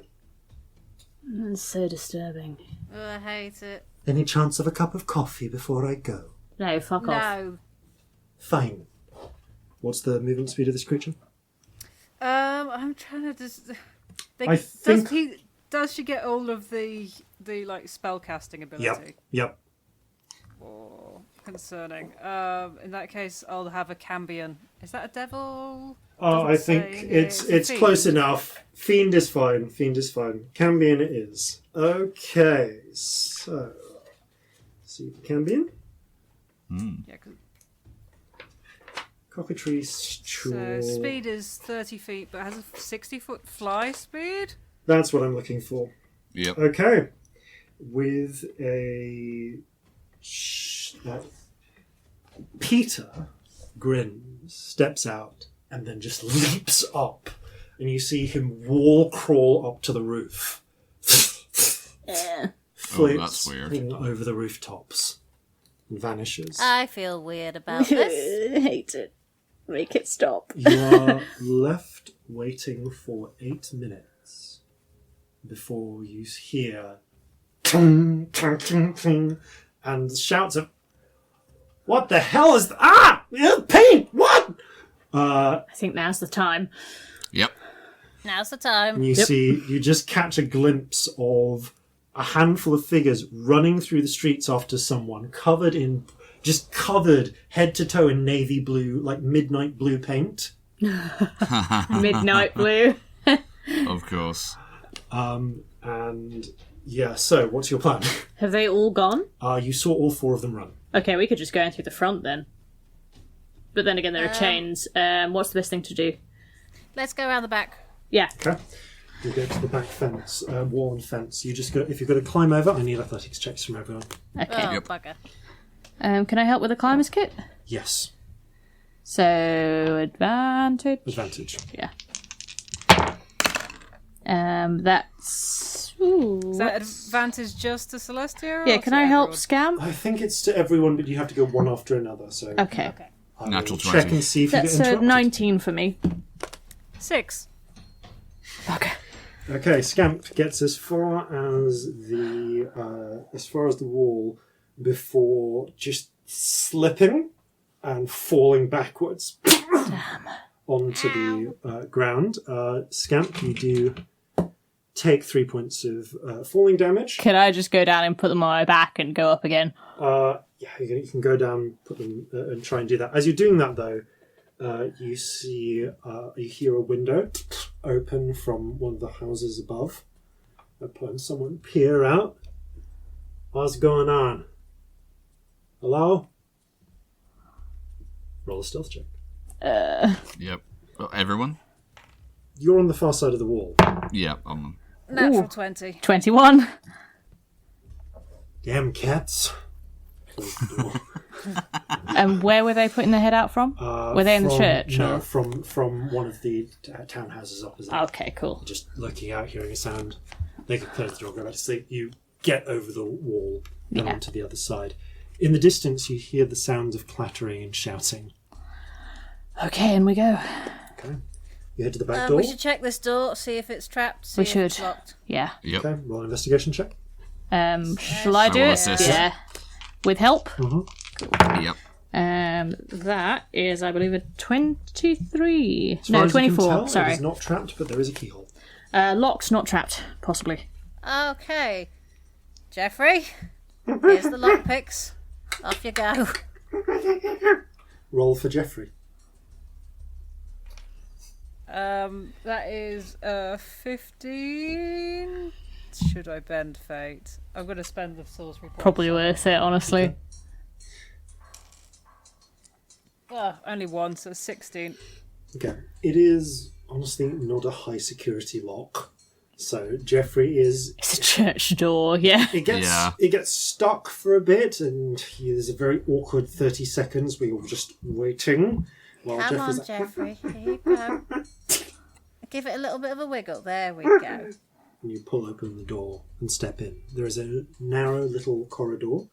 On the one side is the door which you think leads back into the nave, into the main part of the church. There is a door off there, and then there is also... one side of the corridor is this door, another side is the way back into the nave, and there is also a gate with a passageway that goes straight down into darkness. But with, of course, all of you have dark vision, so you can see that that it is a stairwell that goes down and curves around, Okay. leading down to the crypts. Right. Which do I want to do first? Crypt or vault? I'm not sure. Both are terrible for various awful. reasons. Yeah. I worry that getting the Phoenix down is going to cause a bigger fuss. Yeah, I'd say crypt first. Also, when we've done the crypt, we're going to be lugging a corpse. Very true. Maybe it's worth Let's go. sending Marjorie down to the crypt to have a look. Marjorie's still in the nave. You'll need to open the door there, but I think crypt first. the nave also has acquired no pigeon shit. Marjorie doesn't shit or nor eat. I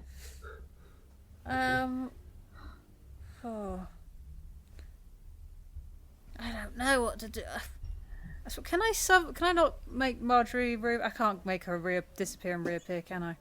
Oh, I think you can. You use the ball. But can I actually do that through doors? Because Marjorie's slightly different to familiars as written. True. Strictly speaking, you should be able to. Like a normal familiar, yeah. But that's not really how it works. Yeah, Marjorie's form will either collapse or be shrunk into the ball, is the way it works. You've basically got to Pokeball her. So, no, you can't. Yeah, you're right. Bugger. Because how we're doing the custom Pokeball rules. Okay, what can we do then? I think Marjorie's got to stay where she is until we go through. Yeah. Unless we're happy to open that door now. I'd say go for the crypt first. I think so. Okay. And then worry about the second bit after. I mean, we can pop a corpse in the corner until we're done, you know? That's more what I was thinking, yes. I wonder if I could put it half in a bag of holding. I don't know if it would fit. That's so gross. Depends how tall they were, I suppose. Just to have the legs sticking out or something. But it might be lighter that way. No, you're right. It's just really scary. I'm using the actual volume for the bag of holding that's in the DMG, and I think that actually has a guide on corpse capacity. Let me just check. Corpse stuffing, as it were. Which is the way that I like to measure volume personally for storage objects. How many corpses can we fit in? A simple one. Bag of holding.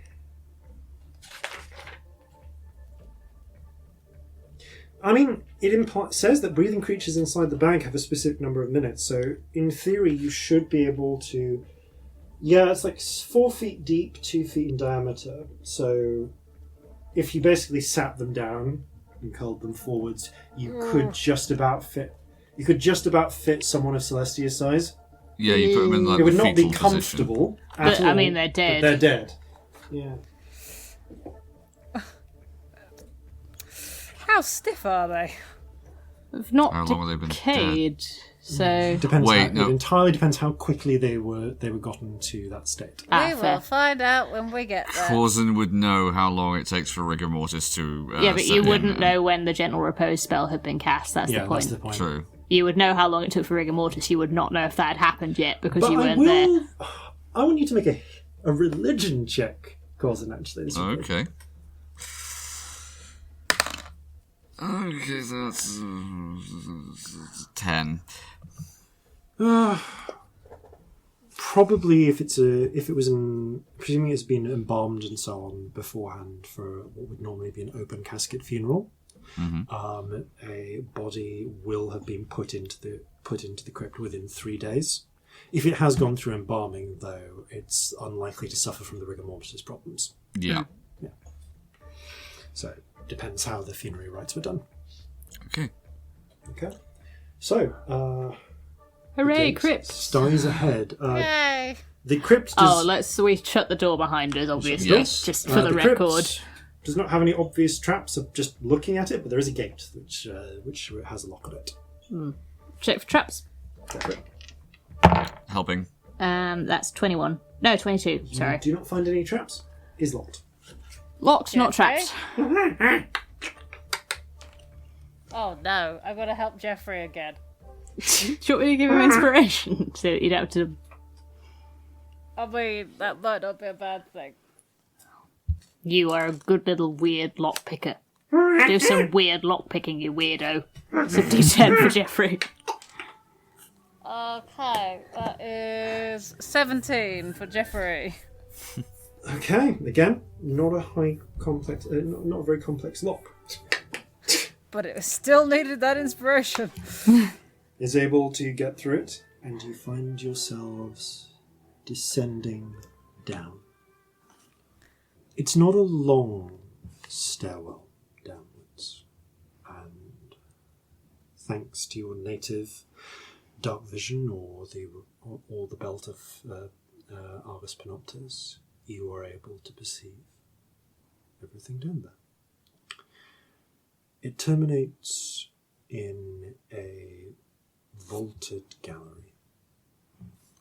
There are a number of stone sarcophagi either side that have been laid out, and the corridor ahead. At junctions every 10 feet or so, there is an archway leading off to a vaulted arched room on either side, forming a family crypt.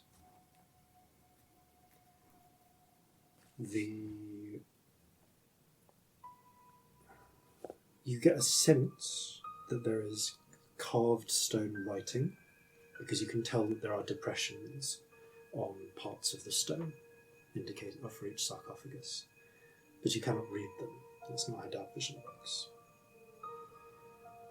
It is not immediately apparent in the dark which crypt belongs to what family.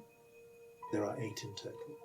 There are how many? 8 in total, off to the sides. I'm gonna do 4 little guitars to drums, dun, dun, dun, dun, and bring up some dancing lights. Thank you. Just to, have a look at the labels, because one would assume they probably have names on, we hope. They do. Yeah. And you see the roots, or you see the names of different figures, many of them bishops, actually, who've been buried here. You can tell that there is also a competition of space here. There are the stone sarcophagi, but into the walls there are also flat panels of stone, behind which presumably remains were buried in alcoves and then covered over. There are actually some almost like pigeonhole-like series of alcoves that have not yet been filled towards the far end of the crypt, awaiting future incumbents. Each of the arches, well, the first 3 arches actually don't have names on them. They seem, glancing through from the depictions of the figures on sarcophagi, to belong to various bishops, but the latter 5 do bear names. Names like Boothroyd and Stumpf. And towards the far end, there is an arch to a crypt that says Vandasar. And these last 4 arches, they are the dim purple light, a little different. You can see that in 3 of these 4 arches, one still has classical stone sarcophagi. There are glass caskets laid into the walls. Some are displayed prominently. 3 that you can see in the Vandasars are laid out along the floor. The others are slotted into these sort of almost like cubicle type arrangements, but to a degree where they might potentially be pulled out with some effort. So that you, in fact, actually, no, it wouldn't even be with effort. These have trays built in. They can be pulled out to view the honoured dead. And you can see that the names are labelled within. This is all you can glean from just the entryway, from the entryway and the hallway, without going into them. I guess we've got to go in then, haven't we? Yeah. Yeah. Okay. As you step into the central portion of the Vandasar crypt, there are a few.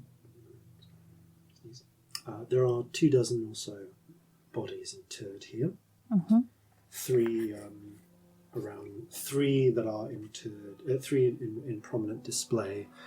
1 Peter van der Sar, 1 Lucetta van der Sar, 1 Lucetta van der Sar. Apparently they're like recycling their names in the family. One of those families, yeah. Yeah.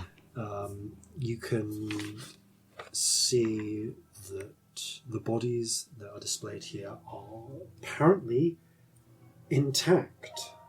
There is, they seem like almost to look as if they are sleeping, hands peacefully resting on their chests, but still.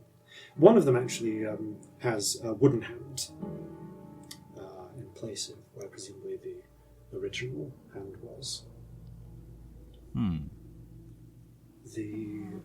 You can see the names at the back along each of the casket sort of cubby holes that give different names, and just looking, it does not take long for you to see a stone carving between 2 caskets, one over the other. That being 1 Percival van der Sar. Oh, that was, yeah. And I left everything to Michael. sorry, not Percival. Sorry. Actually, yes, it was Percival, wasn't it? Yeah. Yeah, it's Percival. 1 Percival van der Sar, and below it, his wife, Svetlana van der Sar. Oh.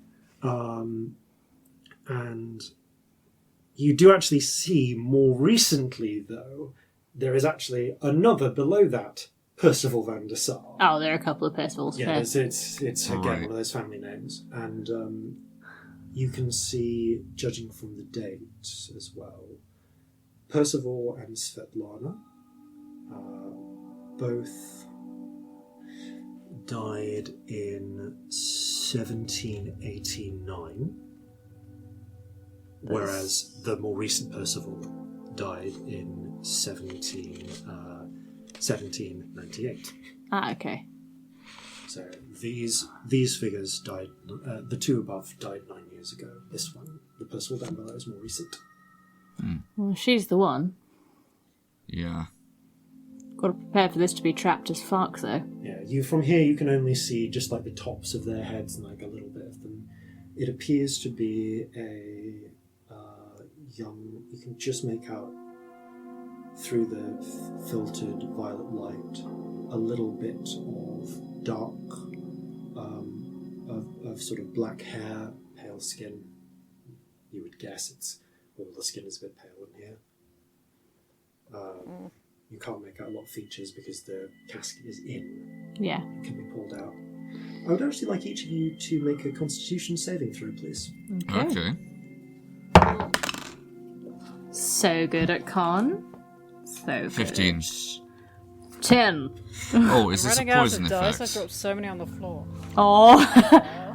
Is this a poison 26. What did you get? 26. Got 26. This is a poison effect, so you can make this with Okay, I have advantage. advantage. Corzin. Natural 20. Okay, so you're going to get even less damage then, because of halflingness. But Stout. indeed, but Celestia's going to get hit with the worst by this then. Oh, So that's a decent number of dice I can hear rolling. 10, 21. Okay. Celestia takes 31 points of poison damage. Ooh. Corzin, Dude. Scamp takes 15. Corzin takes 7. As you all realise you're starting to feel a little woozy. Celestia, you have the poisoned condition as well. So that's most things at disadvantage, isn't it, basically? Ability checks and attacks at disadvantage. Whoa, I don't feel good. She kind Alright, of like hang on leans that. on a wall. Hang on. Would I be able to determine that she is poisoned? Just because you're trained in medicine, you can pick this 2 and 2 together pretty quickly. Especially when you kind of realise that you are starting to feel a little something fuzzy around the edges yourself. Oh, that was nasty. Oh. Yeah, it's not sudden. You just realise it's been here the whole time you've been in, and you're just starting to feel. Imagine it's a little bit like when you realise you're drunk. Yeah. You're not suddenly drunk. You've been drunk for a while, but you suddenly much feel what it. it feels like. Yeah, Yeah. The three of you are kind of like stood in the middle of this chamber and just like. Okay, Corzin is going to go over to Celestia and cast Lesser Restoration. Okay. The Fucking poison angel. condition fades. Oh, I'm going to do a little casual healing word on myself as well. Okay. Second level. Let us check this for traps and get moving fast. Yes, I don't want to be in here for long. So you're checking. What are you checking for traps then? Her thing? Her beer. Got it. Give me an investigation check. Hang on, let me I roll will my... assist. Yeah, I'll help as well. Oh, that's not good, gang. That's a 14. It's fine, I imagine. You do not perceive any traps or locks necessarily. Although, well, there is actually a clasp on the glass. Like there are like clasps on the glass cabinet. They're not really, casket because they're not really meant to be casually opened very easily. But there is just a tray. There is just, as far as you can tell, it's just like a little handle in a tray that you can pull out. Everyone, give me another Constitution save. You can't smell anything. Oh, 4. Oh, not good. 14. Yeah. No, actually, that's worse. That's 12 with advantage. Yeah, Oh. I rolled an 8 and a 9. Oh, mate. Okay, so this time, 24, 30. Okay, Corzin, you take 17 points of damage. The rest of you take 38 and are poisoned, and you are all poisoned this time. Oh, I'm Right, narrowly. we should. 17. We need to leave. Dumb's idea. We leave Jeffrey to bring it up because Jeffrey's immune. Really? Jeffrey's immune to poison. Jeffrey is also not strong enough to pull out this casket. Oh, okay. Jeffrey is a freaking monkey. Let's just He's get it not- out. Okay. Okay. You pull. So let's you're going go. to pull. You pull out the casket. Yeah. It slides out. You can see a young woman, maybe 16, 17 years old. Mead-Mirish kind of look to her features. So she's been dead 9 years? Doesn't matter. Keep moving. Yeah, let's talk later. Okay, So it's just not you looking good. unclasp, pull it open. Neither is Scamp. Yeah. I'm in single Yeah. figures. Oh, I'm very narrowly in double, so you're doing slightly worse than me. You move to pick it up. Who goes and picks up the body? I think I will. I'm strong. I'm not strong. I think I'm panicking, so I think I will. Okay, you pick it up. Even without a medicine check, you can tell that the ribs of this body are broken, Ooh, and it feels like there's some sort of shattering in the bone elsewhere. shit! She's going to need some major healing if she wakes up. Right. Well, we can deal with that. The Raise Dead spell will take care of the life-threatening bits of it, but this is going to take heal spells to mend bones, some setting. Some massive help, yeah. Likely the internal organ damage will be what killed her, but that will be fixed by the spell. Yeah. So you pick the body out and carefully lower it into the bag of holding. This is grim. Oh, you're feeling woozy. You make your way to the exit. Who goes out first? Whoever's carrying her, I guess. Okay, Celestia, you move to go out to leave the crypt, and you run bang into an invisible wall across the entryway. Everyone give me a Constitution save. Oh. I don't think it matters. I think I'm unconscious. Oh, well. That's a natural 20. 6. That's 10. Okay, how many points do you have, Scamp? 9.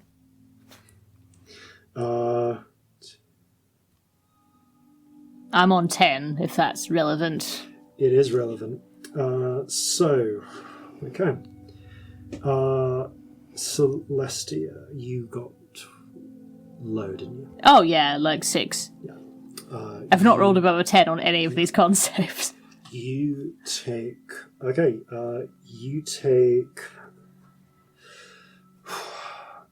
You take 18 points of damage. Okay. Yeah, I'm down, gang. Scamp, you I'm take down. 9 points of damage.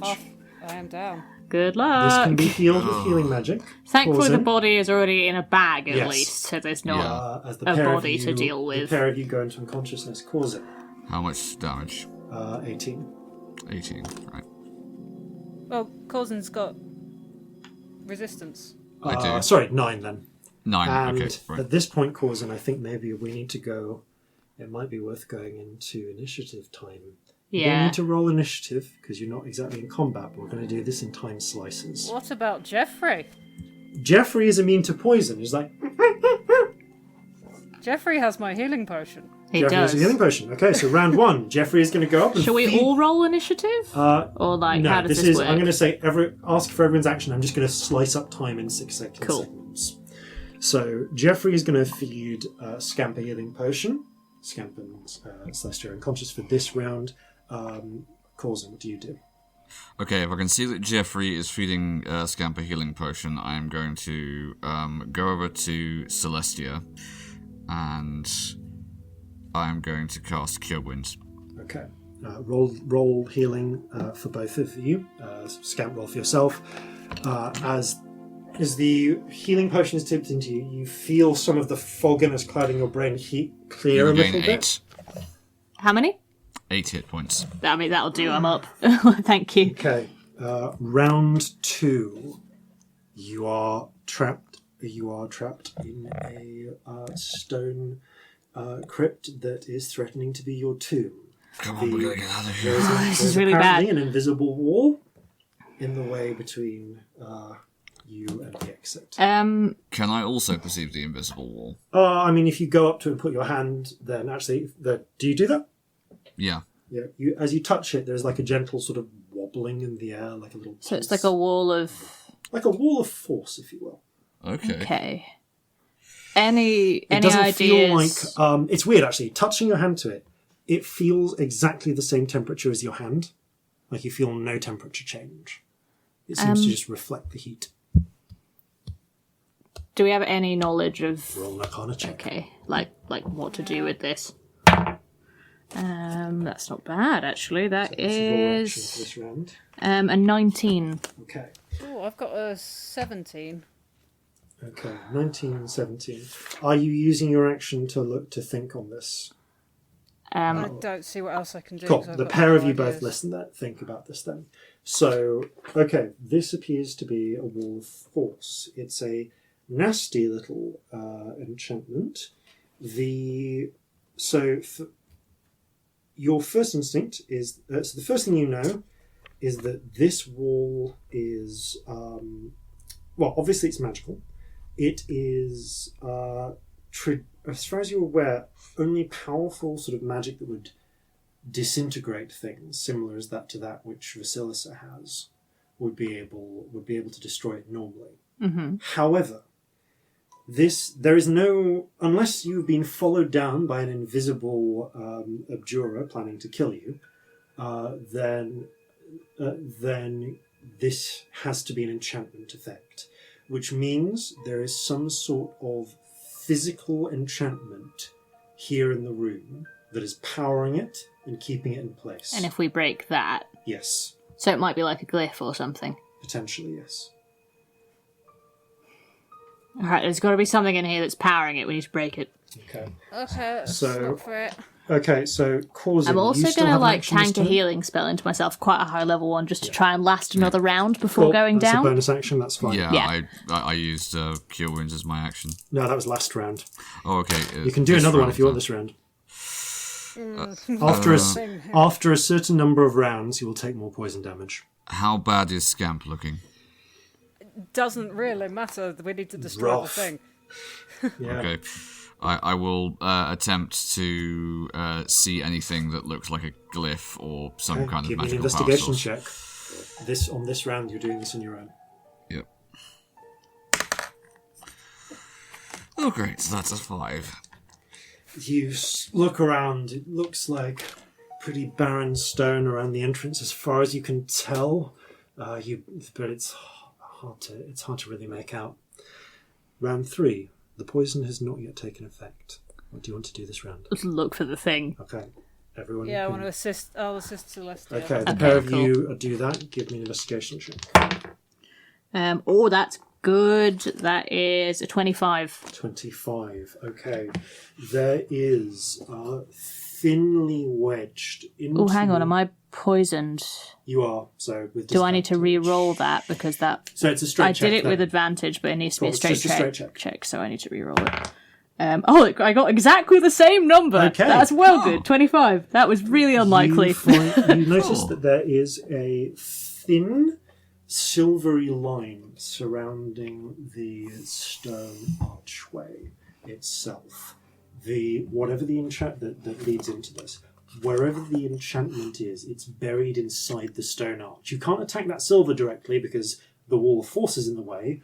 But the whatever the body of the enchantment is, it's inside the rock. Alright, we need to break the rock. All right. It's inside.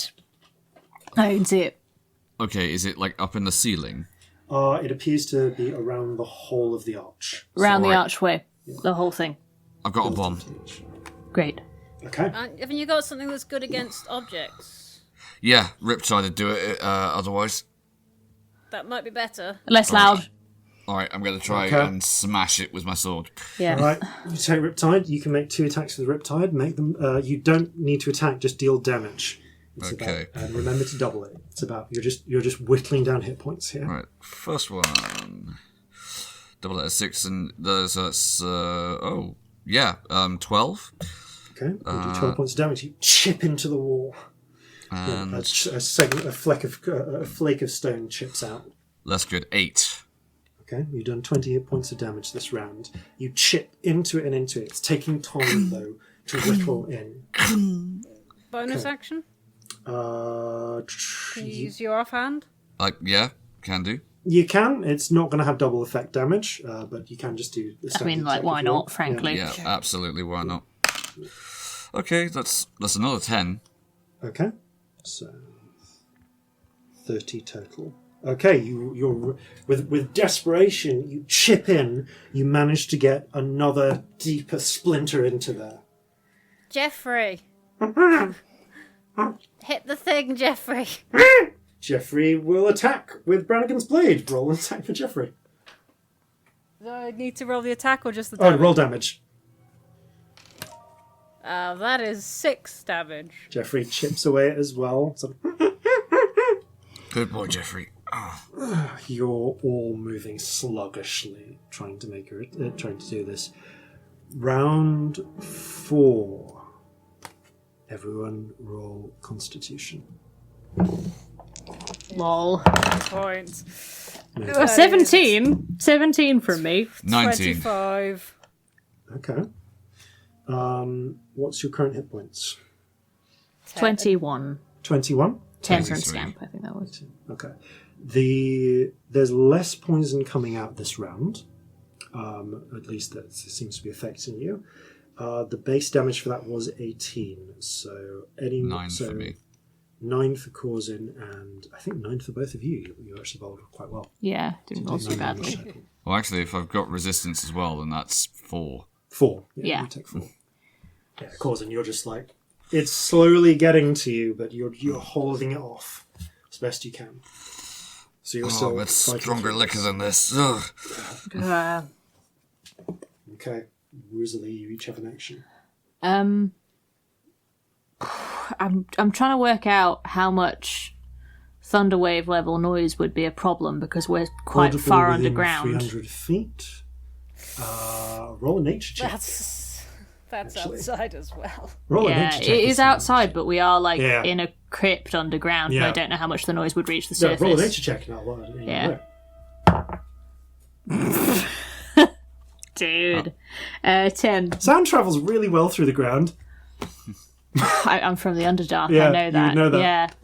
Yeah. Okay, not gonna do that.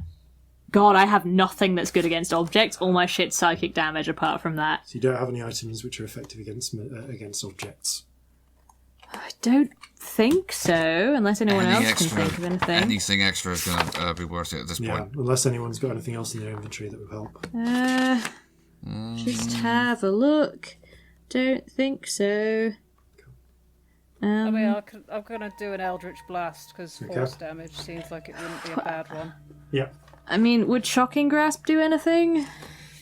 You can give it a shot, see if you can blast a few chips off. Can I just, like, whack it with Yeah, the you whack guitar it with and the see if guitar. it does anything? Go for it. Roll damage. Bang! Okay. It's not going to do any extra damage, obviously, but, like, it might do the base damage. That's 9. Okay, you deal some damage to it. A little bit of rock chips off with it. There's 21 from Eldritch Blast. Okay. With that, you're able to blast away enough of the stone to reveal what appears to be a complex sort of array of different silvery metals, what you recognise as the classic mage metals. Molybdenum, antimony, tantalum, built around each other and set into some sort of gemstones as well. The structure of this enchantment is exposed now. Right, we need to hurt the thing. Yeah. Okay, that's so Corzin, actually, you still have an action this round. Yep. Okay. Smashing it. Okay, roll damage. Okay, that is 14. Okay, and also roll a Constitution save, please. I do have a second attack, if that makes any difference. This comes after the first one. Okay, right. Con save. Everyone make a con save? No, just Corzin. Corzin. Jesus, okay. Okay, if it's still poison, then that is a 21. It's not poison, so just give me a straight check. Oh, okay, right. Sorry, I will re-roll that. Alright, that's a 20.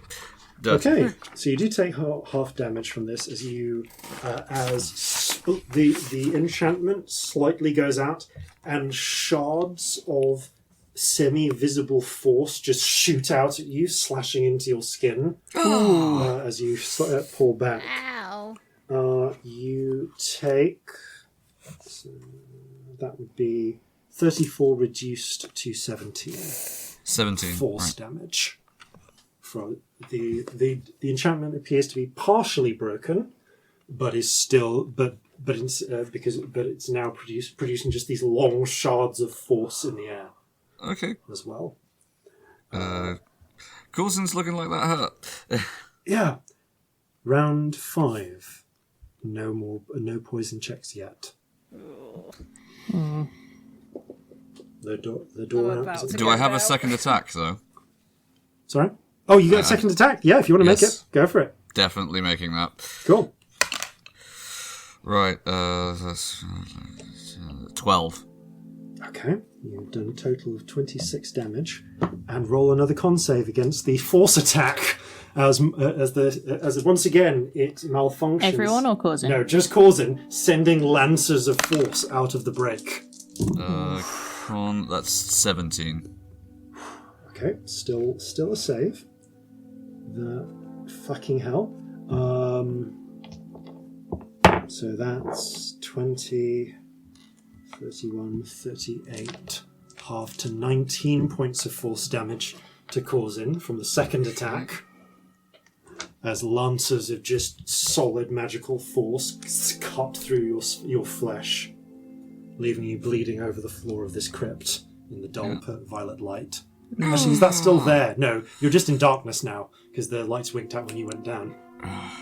Oh yeah, shit. I definitely haven't done it again. So this is all happening in just dark vision now. So where are we at in rounds? We are now at round 5. No, but where are characters at? Can we do things yet? Yes, new round.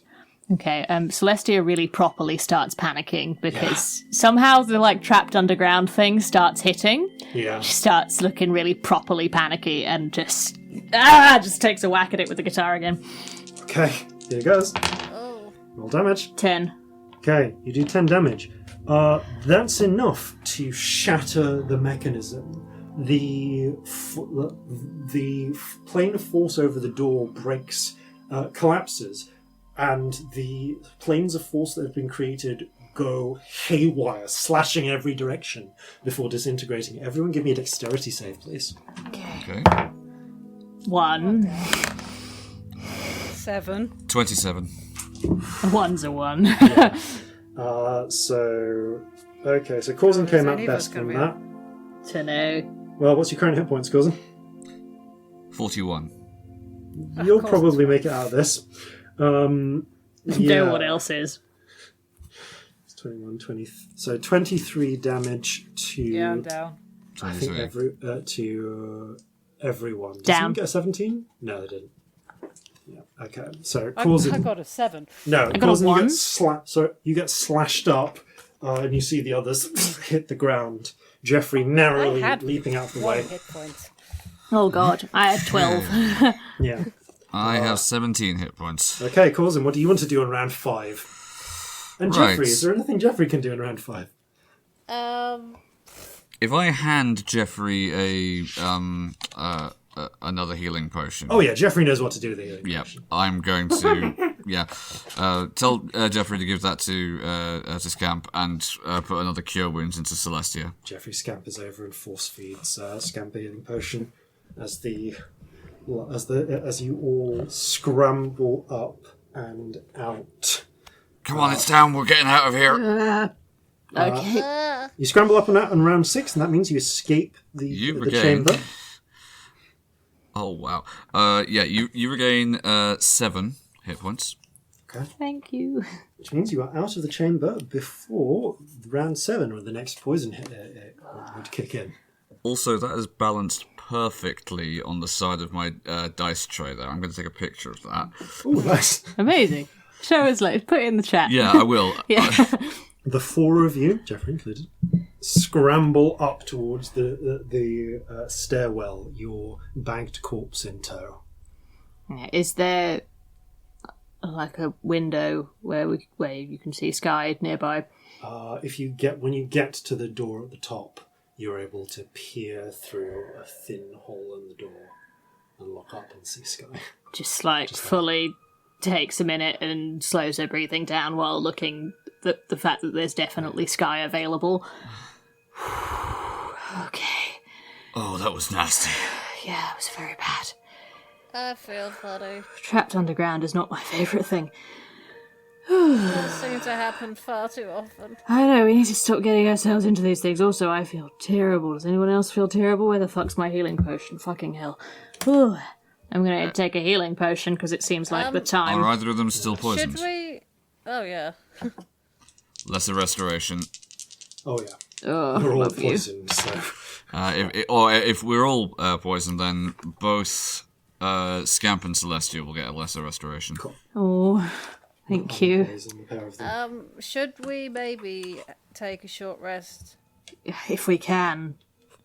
We Like, will Is there anything? run out of lux is the only disadvantage I can think of, but it still might be worth it. I feel like we're in danger of running out of lux anyway. Yeah. Okay. You can probably, unless you want to leave this little corridor, you can try and take a short rest here. We're all pretty much in single figures, so... Yeah. Yeah. You lean back against the... I think we just sit for a bit. Take a short rest. We're going to do the short rest now before we finish. So roll up your hit points as you take just an hour to just... Yep. Song of rest. We've got half yes. of mine. Yep. Do-do-do-do. Remind me how much that gives us? It's a very quiet song of rest because she's worried about people hearing them, obviously. Yeah, but just like... Yep. Mechanically, I forget what that actually it gives D6. us. D6, I believe, yeah. Oh, No, an extra D8, D6. sorry, it's Oh, D8. an extra D8. Great. Yeah. Cool. So...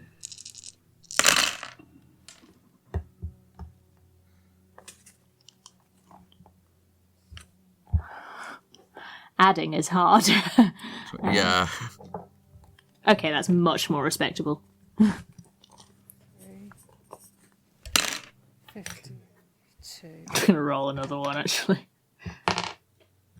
Okay. Much Is there a better. limit on how many you can roll? Half your total. Yeah, Half. that's what I am Lovely, doing. I've done half. Okay. And it's plus your yeah. Right, fine. Yeah. You take it I've now also done half, and that's just fine. sort of sit, breathe. Also got my inspirations back, which is lovely. Causing you take some snacks out of your pockets and just sort of nibble on them. Yeah.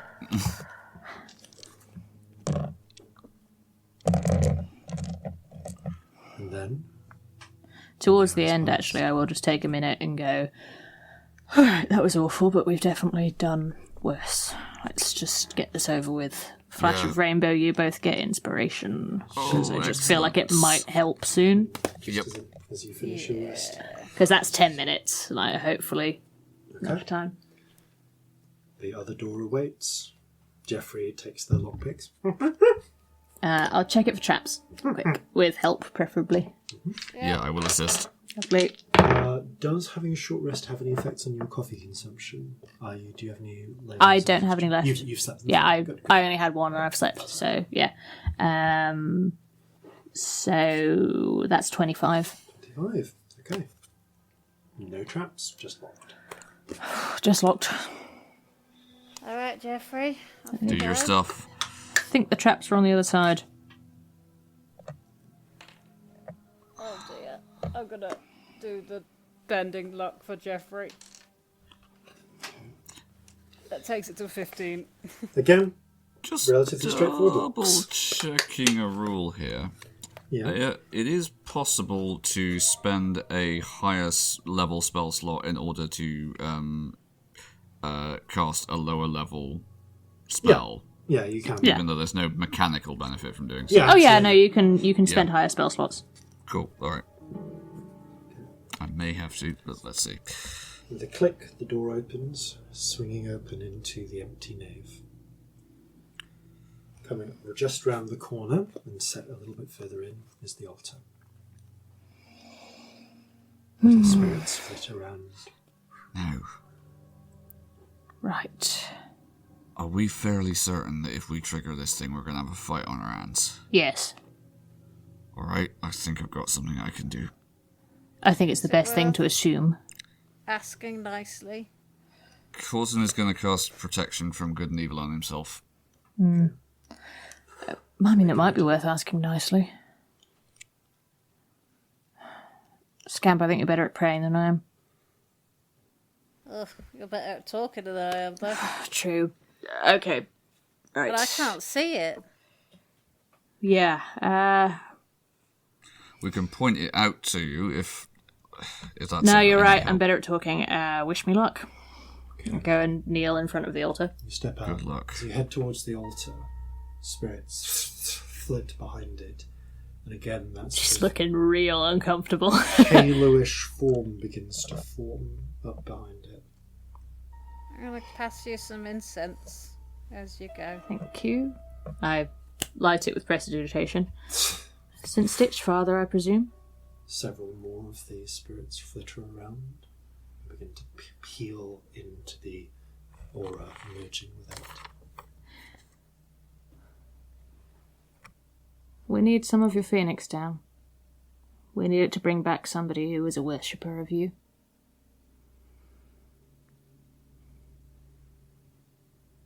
That's the only intent we have. We don't have any ill intent towards you. Or her. Or her. Someone wants her back very badly. Someone misses her. Is there anything we could do to convince you? It doesn't look like she died peacefully. It doesn't look like it was her time. She's very young. Only about 16. The halo intensifies. We want to give her Soon another chance.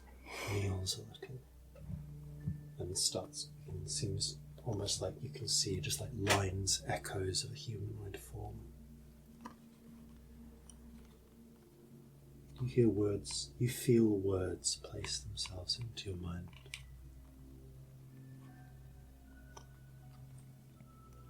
I see you. Hello.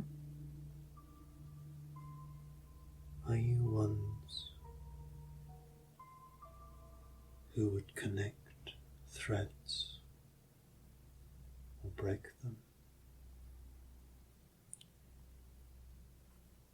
Connect. Always. If possible. I see this. I've seen the tension within you, though. Fire. What about fire? Places that have burned. Threads snapped. And yet, I see the truth in your words.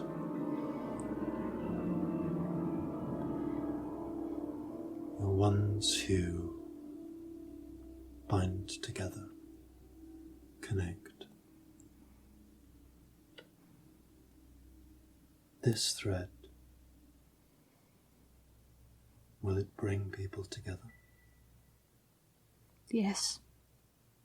I hope so.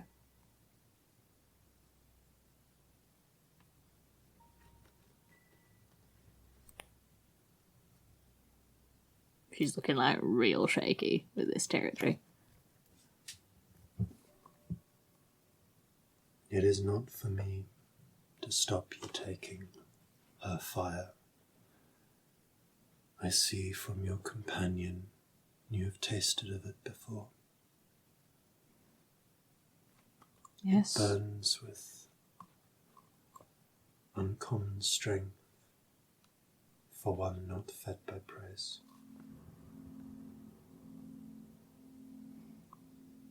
Thank you.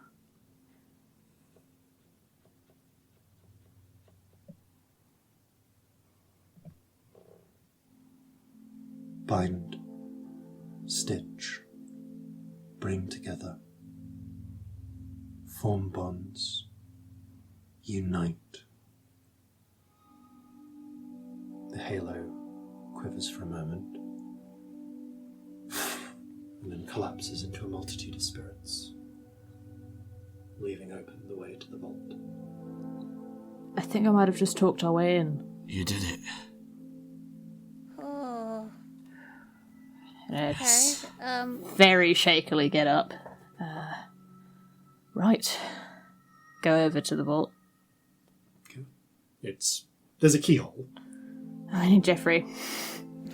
Jeffrey, could you inspire Jeffrey, please? Go on, you little bastard.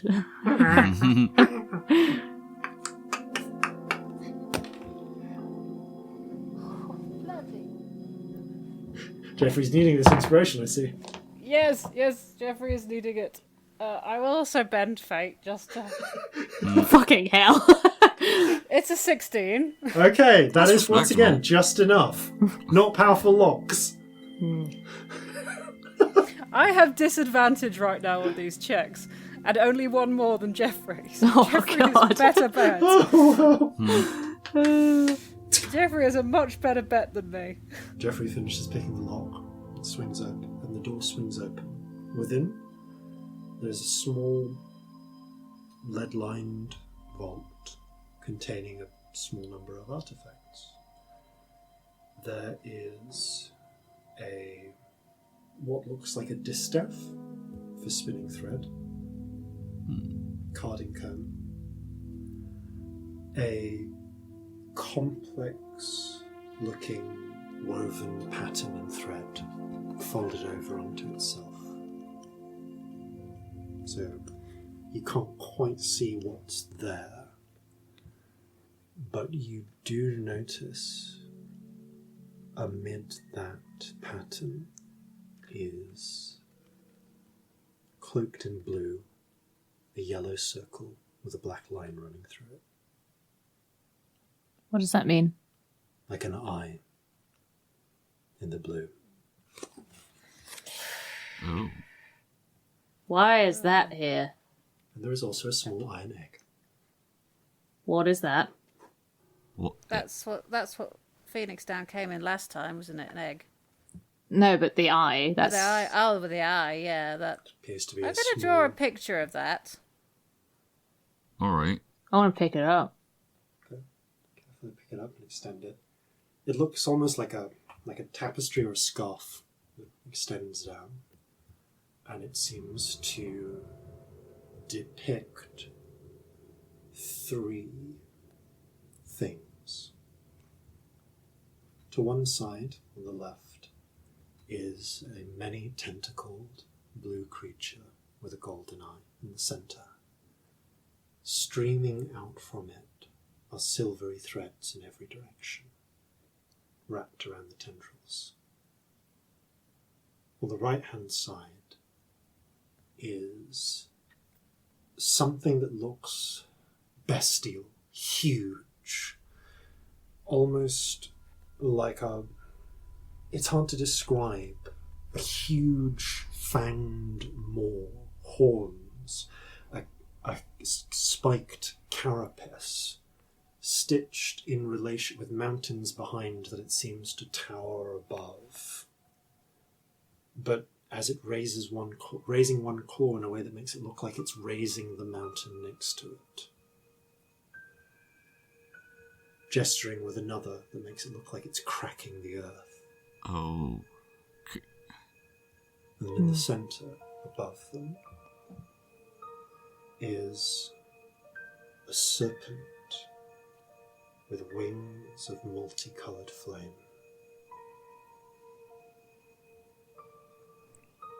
Standing and floating in between a sphere, half white, half black. And the wings on the line between the 2 halves. This is the 3 Titans, isn't it? Yeah. And symbols for them, by the look of it. And the symbol for the Kraken is the eye. Mm-hmm. Okay, Phoenix is the black and white orb thingy. And what was the other one? The huge sort of horned carapaced creature that seems to be rising mountains and causing cracks. Okay. Does it have a distinct symbol like the other two do? The other two, I mean, the symbol, there isn't really a distinct symbol. The eye is just in the Kraken and pops out. Right. The winged serpent with flaming wings pops out over the half black, half white border that it stands between. Do I feel anything magical holding it, or is it just a tapestry? It seems real to you, in a Like way, Scamp? Like Scamp. All 3 of the artifacts, apart from the egg in here, do. The What was the other comb, one, apart the from the egg? distaff, the carding comb, which to all other eyes just appear to be old implements for separating out threads. It says these- power. Relics, yes. I'd love to know what it does. Yeah. I don't think we can take it, though. No, I don't think we can. No, and I think we'd be pushing our luck if we took the time to try and work out what its past was. Yeah. It's not right. I could maybe look back at it anyway. Now that we know it exists, I think that might be a good idea. But yeah, we've just got to take what we came for and nothing else. Yeah. Doesn't feel right. But maybe it's something we should do some research on soon. I wonder if I can ask. If it's still around to ask, can't hurt. Saint Stitchfather? No response this time. The haloed image does not reappear. Nah. Don't think so. The little We hinged egg maybe, is when things are a little more stable, we could talk to the bishop. We could. Worth asking, I suppose. Assuming he's in a talkative mood. Or Jeffrey maybe would know something. I don't think the bishop's more likely to know. I wish he wasn't called Jeffrey. I was so happy he's called Jeffrey. It just makes me so happy. Jeffrey the priest. Does he spell it with a J or a G? Never mind. But yeah, we should leave this and we should get out now. You fold up the scarf, place it back in. We take the phoenix down. Just check. Yep, there is the flicker of multicoloured flame in there that is The rainbow one spirit dose. pokes it. It's a little bit more of the flame travels up the rainbow spirit. It's Ugh. now just that little bit more fiery. Be careful with that, you know. You've never been careful with anything, have you? Well, we'll have some... Takes after someone I know. Shut up. Close the egg. Pops it. Put it in wherever, yeah. Reseal the vault. And the 4 of you, 5 of you, Marjorie. falling off Marjorie joins. There you are, Marjorie. Sneak out. Thank you. You've been very helpful. and head towards the and over the back and make your way towards the far alley. As you do so, moving quickly and quietly through the streets, you hear a commotion around the Purity mission, because the roof, the front of the mission, all of the street around is covered in midnight blue paint that has been splashed liberally by some figure stood on the roof, that was stood up on the roof for 58 minutes. Well, a bit less than 58 minutes, more like 38 minutes. Just splashing everyone it could with blue paint. Kind of love it, honestly. I find it hard to be annoyed. No, it's quite funny, honestly. It worked. That's a lot of paint. I guess we Yeah. start making our way back to the gang. It's a lot of midnight blue paint. Quite a lot. Maybe 400 golds worth. Wow. Wait, Oh dear. wait a minute. Scamp, you here? Oh. Mind. Well, I guess we're not going to be able to paint it that colour then. Bugger. At least they don't know it was us. I mean, honestly, that actually implicates us less, because why would we steal our own shit paint? That would be stupid, wouldn't it? That would be. Still, giving this place a wide berth for a while. Yep. Let's go. You make your way back to the street and to a meeting, which we will pick up on next time. Thank you all very much for playing. Thank you all very much for listening. And farewell from all of us here at Flintlocks and Fireballs. Fair seas and natural 20s. I've little care to preach of faith, but down below in this small space, we're short of breath and short of time to break through and steal the divine. So gather your muskets, gather your spears, we'll plunder the shores of Calcinea.